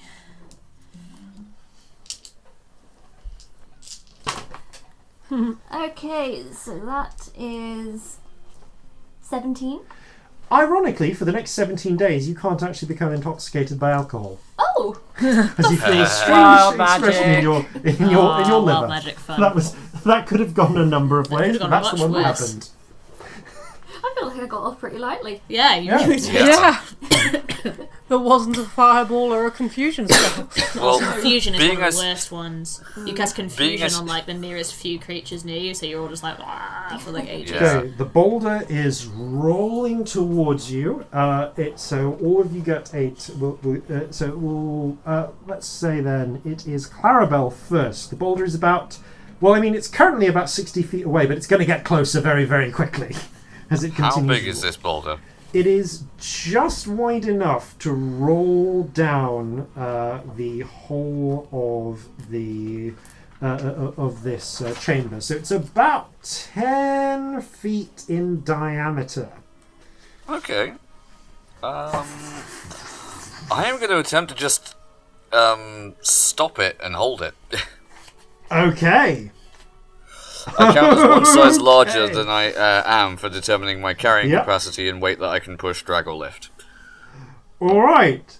Give me a as you push you're going to charge forward and kind of put yourself in its path. Yeah, strength saving throw? Give me a strength saving throw. Okay.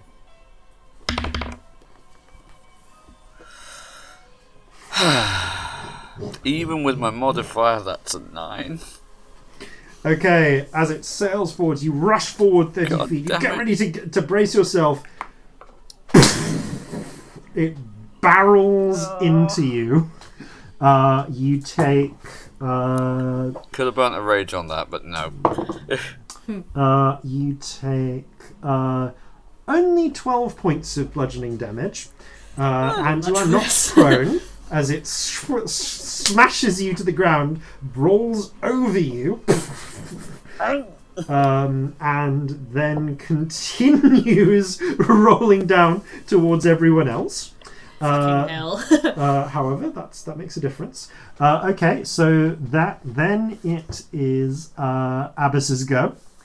Okay, I would like to cast Gust of Wind and attempt to kind of slow it down. Okay, give me an Arcana check. Okay. 16. 16. Okay. As you gesture, this huge gust of wind comes out of nowhere and begins to push against the boulders, slowing down its impact, but not quite enough to stop it on its own. I'll make a note of that. It continues to roll closer. Cephray, you are currently close towards the top of the shaft, rather than actually on the rather than in the at the bottom of the ramp. But you can do things if you wish. Now, I've got a thing that says against creatures. Could I do it against this? Yes, I will say. Cool. I want to glide down to within 10 feet of it, but Easy not enough in to its do. path. Okay, so you're going to glide down and try and catch it as it rolls just underneath you, assuming everyone has backed away towards the end of the... That would seem thing. sensible, Yep. wouldn't it? Okay. And I will channel divinity. I just grab the holy symbol on my armour, and spectral tentacles come out of the ground and wrap around the boulder. Okay. It does get a strength or dex saving throw, Under the but it's to restrain it. Okay, so it's something like this. It doesn't exactly have strength or dex, but I'll improvise that. So let's call it. Assume it's the equivalent of a creature with that much strength. That would be a 15. That's the save. Okay. I'm not that charismatic. It tears open away some of the ghostly tentacles. It's still slowed a bit by what Abyss has done, but it's not quite ready to stop, and the tentacles aren't quite able to catch it. I want to if I can, put myself within 10 feet of the people who are going to get crushed. Okay, you ready I yourself? already have been. It's fine. You ready yourself Yeah, near you're good. Abyss and Susan. And Susan. I would like to cast Reduce on the boulder to make it Nice. half the size. Oh, nice! It can't Cool. save. It is a boulder. And it immediately becomes a much smaller boulder, which is 1/4 of its mass. I think mass is reduced. I think mass goes down when you I just reduce. hiss at it, I go, and it just gets smaller. Let me just check whether mass is reduced when you cast reduce, because I otherwise think it's going to. the weight goes down to 1/8 of it. Yeah, I'm just going to check because that will make a difference. It's half the obviously, to size and damage. 1/8 of the weight. Okay, I mean, you can check. I will just double yeah. check. Check the wording. Just to But be safe. Still stuck on S's. That makes sense based on it's the spell is actually enlarge/reduce. So Oh, I think I'm it's looking at with the wrong bit of enlarge the- first. Sorry, I should have that's said all right. that. No, it's fine. So But enlarge- I'm doing it as a reduce. If Yeah. that makes sense. Reduce. Yeah, its weight is reduced to 1/8 of normal. Okay, well that makes it a lot easier to avoid. And less damage, one would imagine. It does a lot less damage. I will say that it is still rolling towards you, but is now much easier to stop. And is going to try and basically sort of bowling balls through you. I'd like to kind of fly up so that if it's smaller, I'll be able to go over it. Okay, you can hopefully. easily do that with your movements. You fly Yeah. out of its path. Abyss and Bruce, however, you're still on the ground, so... I know exactly what I want to do. Okay. You still, however, on its turn, initiative count 10, roll some strength saves as it tries to barrel through. I mean, actually, strength or dex, your choice, because it's now small enough. Oh, great. With +3 to both, to whichever. 13? Okay. Unfortunately, no. Even with it reduced, that's still enough that it catches you, but it only does a fraction of the damage it otherwise would. So you take 6 points of damage. And for Bruce, Oh god, yeah, Bruce. Oh no. +3 still. Okay, so it's 16, 17, 18, 19, 20, 21. okay, Bruce takes So no. nervous about Bruce takes 1 damage, half to nothing. So he's fine. Bruce is Great. fine. Bruce sort of just hops out of the way of it. The the rolling ball passes behind you into the wall behind, vanishes as the runes flare into light. And above you, you see a new set of lights flare as the ball now drops from the top of that 60-foot vertical drop down. So now can Cephray and Susan give me some dex or strength saves? Your choice. +3. Thank you. 15. Oh, 11. Not great. 15 is enough to avoid the newer one, but not the older one. So you take so you take 3 points of damage. Cephray. Is this from a spell? Does this count as spells? Nope. This is a physical object that is employing Newton against you. Cool. You take 9 points Just of checking. damage from being from the what is essentially this now bowling ball just smacking you in the gut, and then falling past you. Ow. As it hits the ground, the ground flashes and it vanishes. And in the very far distance, at the end of this chute, you can now hear as a much smaller boulder begins to roll down again. Top of the round, the boulder is now rolling back into sight. But it's the little one, yeah? Yeah, but it's now a tiny one. Oh, I took damage. I need to roll a concentration check. Hang on. +3. It's still not enough, though. Zero. What is a concentration check? It's Constitution, isn't it? Yeah. Yeah. It's a 10. Is that a success? That's enough. That is Oh, exactly good. enough. Yeah, Just for the amount of a damage you success. took. Brilliant. So you just managed to keep this boulder tiny. Yeah. But yeah, so Clara, you're up next. You are on the floor, having been crushed a little bit by this boulder. That was not how that was supposed to go. Oh. But you can see the now much smaller boulder rolling down towards you. Okay, I'm gonna get up and try and stop it again. You get up. And get ready to stop it. Okay, give me another athletics check. Sorry, strength saving throw. Okay.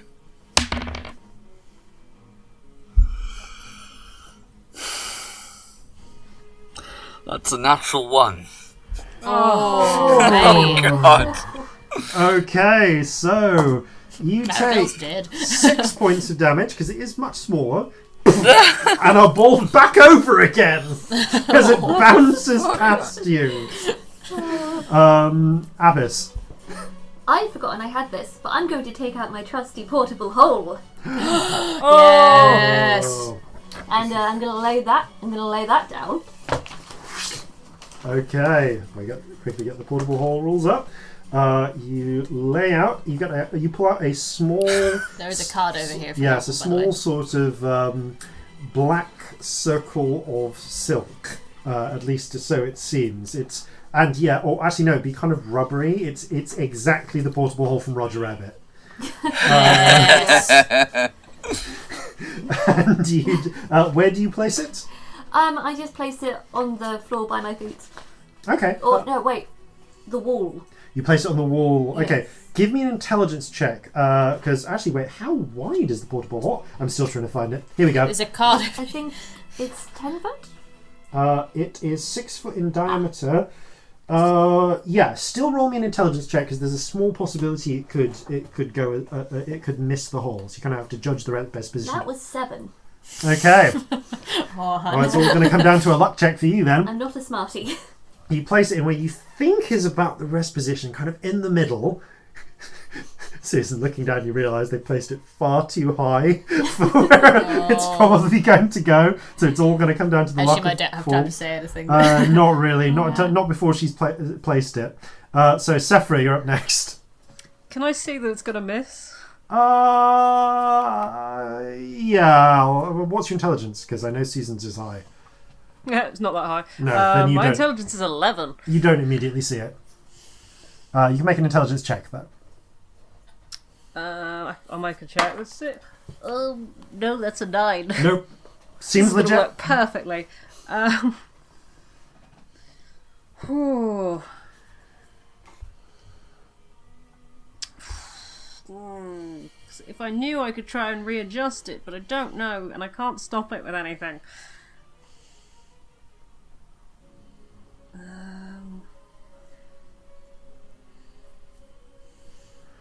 Gonna press you. Is anyone in its way at the moment? I mean, Is anyone going to get hit by it? technically, actually, I missed Abyss and Bruce if you wanted to move at all. So you could have moved. So I guess. Yeah, my plan was to move into the hole, to be Okay. honest. Oh, you're gonna move into the hole. Yeah. All right. So using the hole to hide. Okay. So right now, no one, depending on where it goes into the hole, or if might indeed get it crushed passes in the into the hole. It's a good question. Yeah, what happens once it goes into the hole? Yeah. So I'm gonna move out of the way of it and try and I think I'm gonna hold an action just in case it misses and comes down. If it comes down from the ceiling, I'm gonna try and push it into the hole. all right, you can try and push it into the hole. It comes down from the ceiling. Got it. Susan. Because I think it's gonna go in, but just in case. So I've seen that it's not going to go in, haven't I? Yeah, it's not likely to. Can I try and adjust it? Yeah, you can actually just pick it up and Like, move can I it use down. my action to just move the hole a bit so that it will go in? You certainly can. I like how you guys have just assumed what my plan is, and I've got something completely different in mind. Yeah. Well, Susan has not clocked what you're actually doing. No. Yeah. So now that you've hidden it, you pick up Gonna the squash hole, you, but- Whoops. tear it off, and replace it for a terrifying moment. Abyss, everything goes dark, and existence folds in around you before reopening in a slightly different position.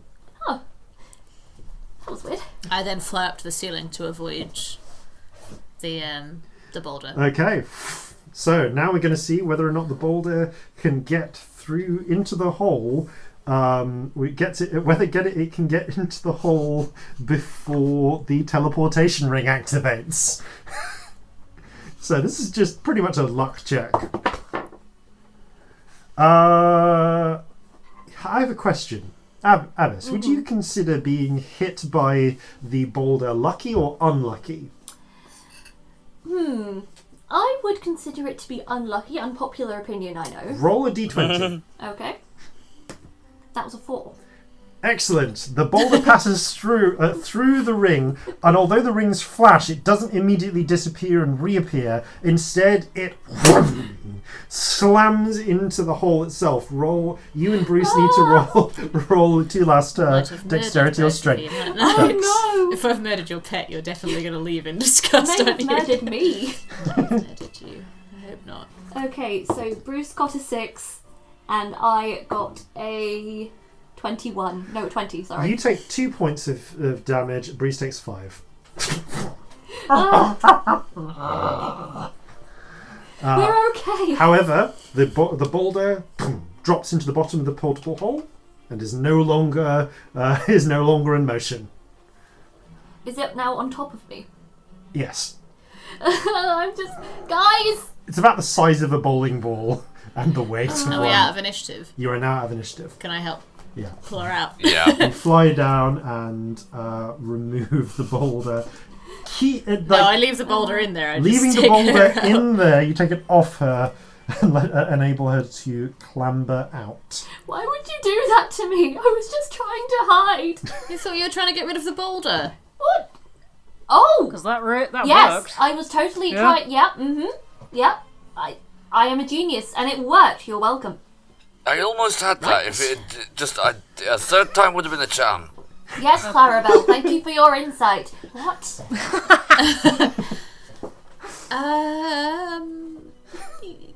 Trying to stop. Yeah, close enough as a response. That'll do. Right. You continuing on then, you make your way up the ramp and you see there's another set of runes here that presumably is where the boulder reappears from. And passing safely through those, you find yourself at another stone door. It pushes open to reveal a series of chambers beyond. What seem to be dozens of workbenches, places for, and you can see there are racks and racks of different weapons, magical bows that work the same way that your javelins do, spears, glaives, all manner of things. There are also a number of controlled substances, the rare and dangerous red mana fruit, for instance, which is known to have wild and unpredictable side effects. Want some. You can fill your pack with some if you want. Yes. Yes. I'm doing that. Yeah, you fill your packs with red mana fruit. As there's also a certain amount of just gold. This wouldn't be gold. Wrong setting. No, you see a certain amount of the clay coins that pass for currency, valuable because you can grind them up and use them for soil, which is a rare and valued commodity, piled into a corner. I'd like to also nick some money. You nick some money. How many money do I nick? I will say that you get 100 and... you get 360 clay coins. I had 10 before that, so that's pretty fucking good. Yep. Yeah. You have 360 clay pieces. However, in the center is something unusual. Very unusual. It's a number of objects placed on a large plinth. One of them, the central object looks akin to like a sort of short staff. It seems to be made out of metal, which is a rare extravagance. Some sort of sleek, dark grey with a metal.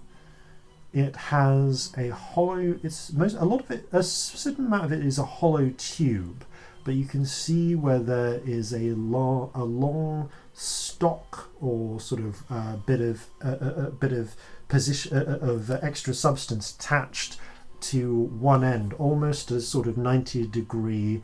A sort of 45-degree angle made out of a strange substance that it's black. It reminds you a little bit of insect chitin, but it's not quite the same. You can see where there is a slot in the bottom of it, which is currently empty, and there is another slot into which there has been inserted.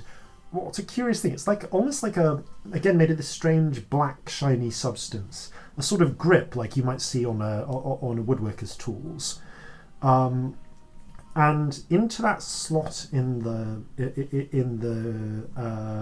the stock of this thing, you can see a space for a number of these strange black or sort of these strange grey metal cartridges. Each of which there are 5 of these cartridges on the table. Each of which seems to be filled with dozens of tiny bright copper cylinders with little shiny lead ends. Is it a gun? A viewer from our world would definitely recognise this as an assault rifle with a series of magazine clips. But obviously we don't know what the fuck it is. Alright.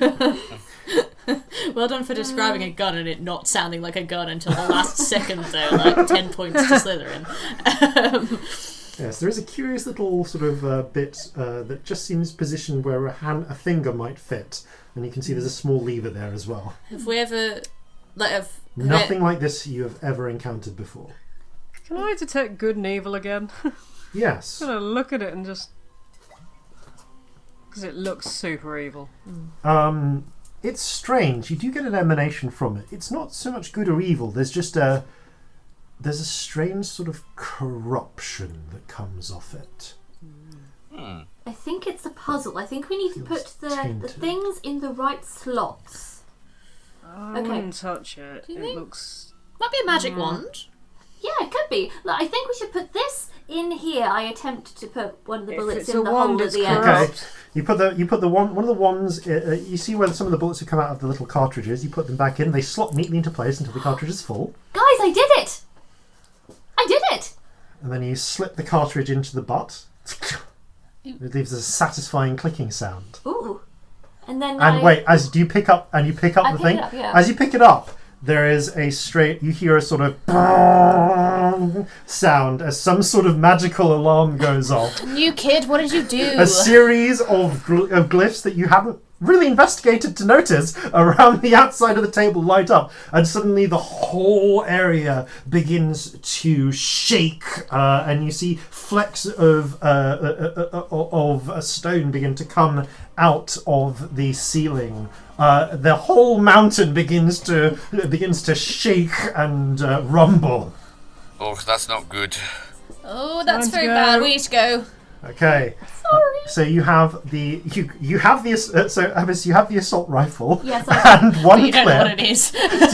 Do you grab the rest while you're at it? Yeah. I Okay, go you for have it. 5 clips of assault Great. rifle.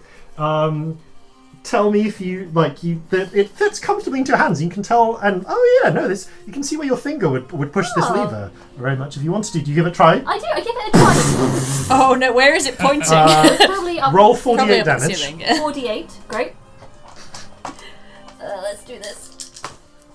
Oh, Oh God, I rolled That's well. really good. That is 14, 15, 16, 17, 18, 19, 20, 21, 22, 23. Okay, you do 23 points of damage to the wall as you just fire a 3-round burst, blasting huge chunks into the stone. Oh, I think I like this thing. That is a scary wand. We should leave. She's a we loud need to go. wand. Okay, you hurl through as the whole building, as expected, the corridor as you're running through it begins to crack and crumble. Sections of stone begin to collapse around you. I want everyone to give me dexterity saves, please. Can I cast Bless as we leave? Yes. Which I can do if I use a second level spot. I can do 4 creatures. Okay. You hit everyone except Bruce.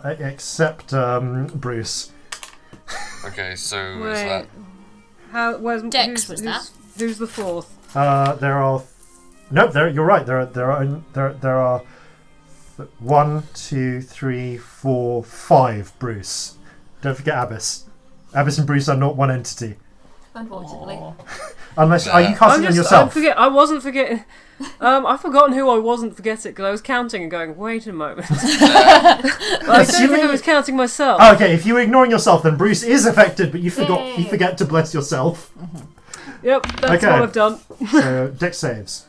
If you're within 10 feet of me, get Plus 3 to it. Okay, so Yeah, that is actually a dirty 20. As well as Cool. the D4. This is 24. so good. Bruce got 19 Yep. and Abyss got 21. Okay. 15. 15. Okay. You're the only one who actually rolled low enough to take any damage. You take. Yeah.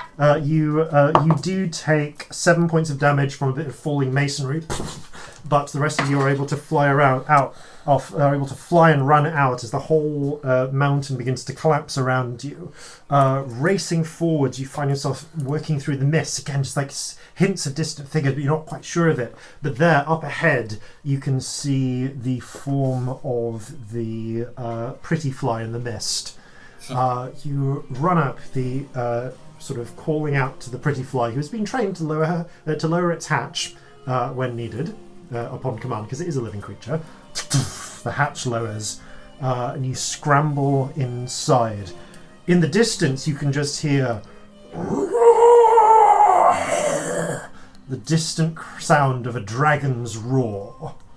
Oh shit. You clambering for your things, Abyss. You run up into, crawling up into the pilot's seat, sit back and feel your consciousness flood into your body. It's only as you take flight, however, that you suddenly feel small foreign objects at the base of your wings. But it's too late. Roll me a piloting check. Okay. Oh, That's cocked, sorry. yeah. You're blessed. Oh, you are I'm still blessed. Okay, Yeah. so that's 11, 12, 13, 14. You manage to barrel roll. Everyone is thrown to the side as this happens through the I'm not. through the portholes. Oh, yeah. Except for you, Cephray. Through the portholes, you can just see in the distance, rising, flying in from the distance through the storm, is the form of a huge bronze-scaled dragon. But you also see small, strange objects, which you realise as enchanted mana fruits, flying off off two of Pretty Fly's wings. They suddenly explode in the distance, but two of them are still on the wings. And as they blast away, you find that you're flying crippled, struggling to maintain altitude. Give me another piloting check. Okay. Can I heal the ship? Is that a thing that can be done? You can certainly try. You'll need to climb to the outside. Yes, I can walk on it. 22. Okay. I'm gonna give it 15 hit points. Okay, as this is happening, you heal back up some of the damage. This is point. Cephray, sorry, not Cephray. Pretty Fly, you did take 60 points of damage. Oh no, 25. Sorry, Okay. I've got 25. Which lay on is hands left. now 35 points of damage 35. from the attack. However, more importantly, two of your wings are disabled. You're trying to manage what you flight you can, but and although you're preventing a complete free fall, you are losing altitude, sweeping lower and lower. As from up above, you see the huge form of the bronze dragon. It opens its mouth as a whirling cylinder of flame spears down through the clouds. Give me another piloting check, I'm going to say. Yep. Everyone Oh, inside. that was a nat 20. Excellent. Everyone inside, Yes. give me a dexterity save. Oh god. Okay. What about me on the outside? You definitely. Are we still blessed? Yep, still blessed. You are still blessed, and no one's within 10 feet of me. Just as a note, that would make it's my 22. nat 20. That's a natural 20. 15.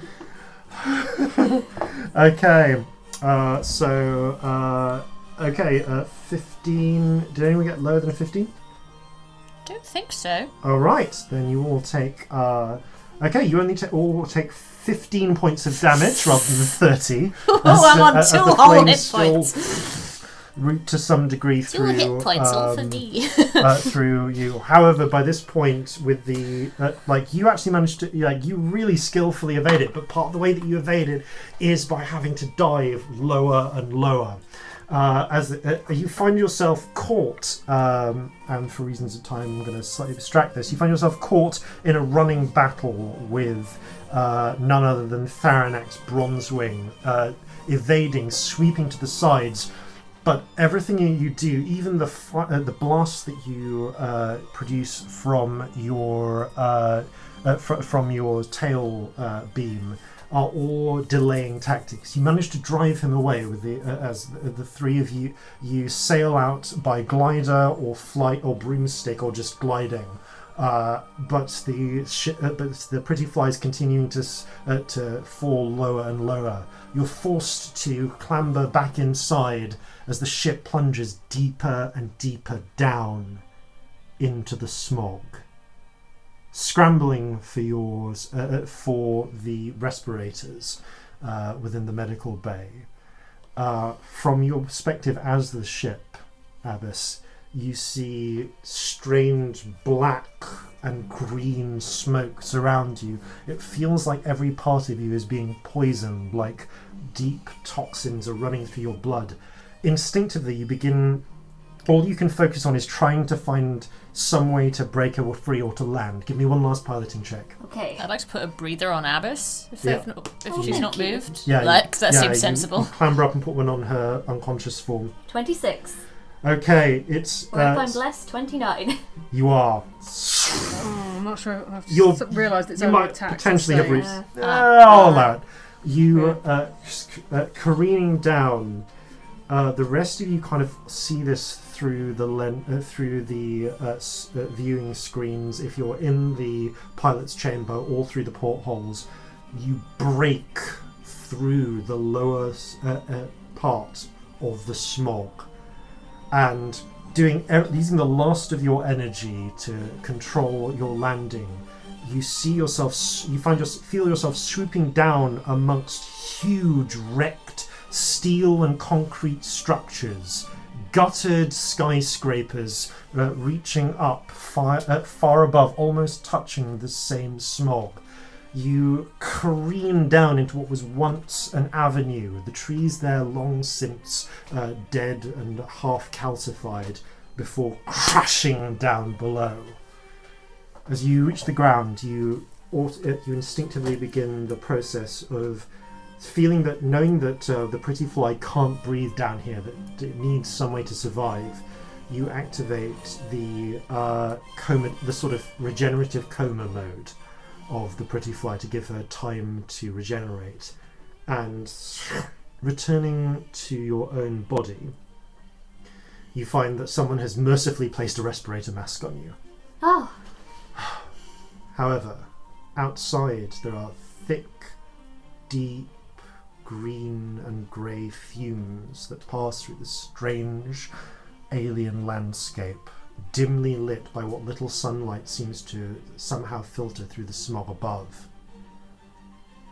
And what even more curiously, in the distance you see a figure, a humanoid figure, hunched and wearing some sort of heavy black suit and a face-concealing mask with a curious set of tubes, emerge from a building and look up at you. What do you do? Are they humanoid? They're humanoid as far as you can tell. Seems to be about human height, maybe a little hunched over, maybe a little old. I'm gonna panic and cast a spell at them. Okay. I'm gonna do... Can I say something to Susan just as she's starting to cast? Yeah, you can. As Susan is starting to cast. Pretty sure we're about to die, so I thought I should just tell you I've only got your name. I don't have Clarabelle's name on me. I didn't tattoo that. I did the tattoo. It was just yours. Oh, okay. I cast my spell, What do you and cast? it is around the figure springs up a 20-foot square of black tentacles, and I look at Cephray and say, "I learnt that spell for you." Oh. As the figure begins to be dragged down by the tentacles, struggling against it, you can see that it tears out portions of the breather. You can't hear the sounds of desperation as the figure struggles and begins to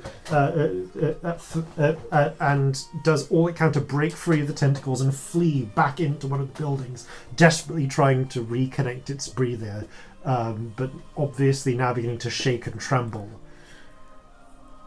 Your ship is grievously injured. You have only 4 hours of air in your rebreathers, and you are beneath the smog. In the distance, you can see there is an archway. It's a curious archway. It's a little hard to recognise, but you can see now there is actually there is water down here, vast quantities of water, a sea, things you've only heard of in legends, and by it docks ruined, and an archway over these docks. Do any of you speak languages other than Common? No. Speak Yes. many languages. Elvish? I speak Abyssal. I Okay. have Aarakocra, Draconic, Druidic, and- Elvish, and Primordial.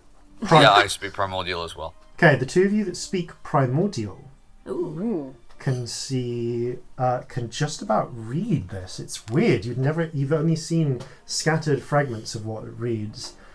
And it reads, "Welcome to Kion, city of the world. Oh. And how will you survive down here beneath the smog with 4 hours of air and an injured ship? Find out next week on Skylords of Sharan'Tel." So, thank you all very much for playing. Thank you all very much for listening. And farewell from all of us here at Skylords of Sharan'Tel. Fair winds and natural 20s. It's Skylords of Sharan'Tel. They've been through heaven, they'll go through hell. The power of friendship will carry them through. 'Cause you've got me and I've got you. A terrible new world awaits. Beneath the smog there's no escape. Our broken friends seem doomed to fail, but Skylords will prevail. Whether friendship problems or at death's knell, we'll stick together, the Skylords. Skylords of Sharan'Tel.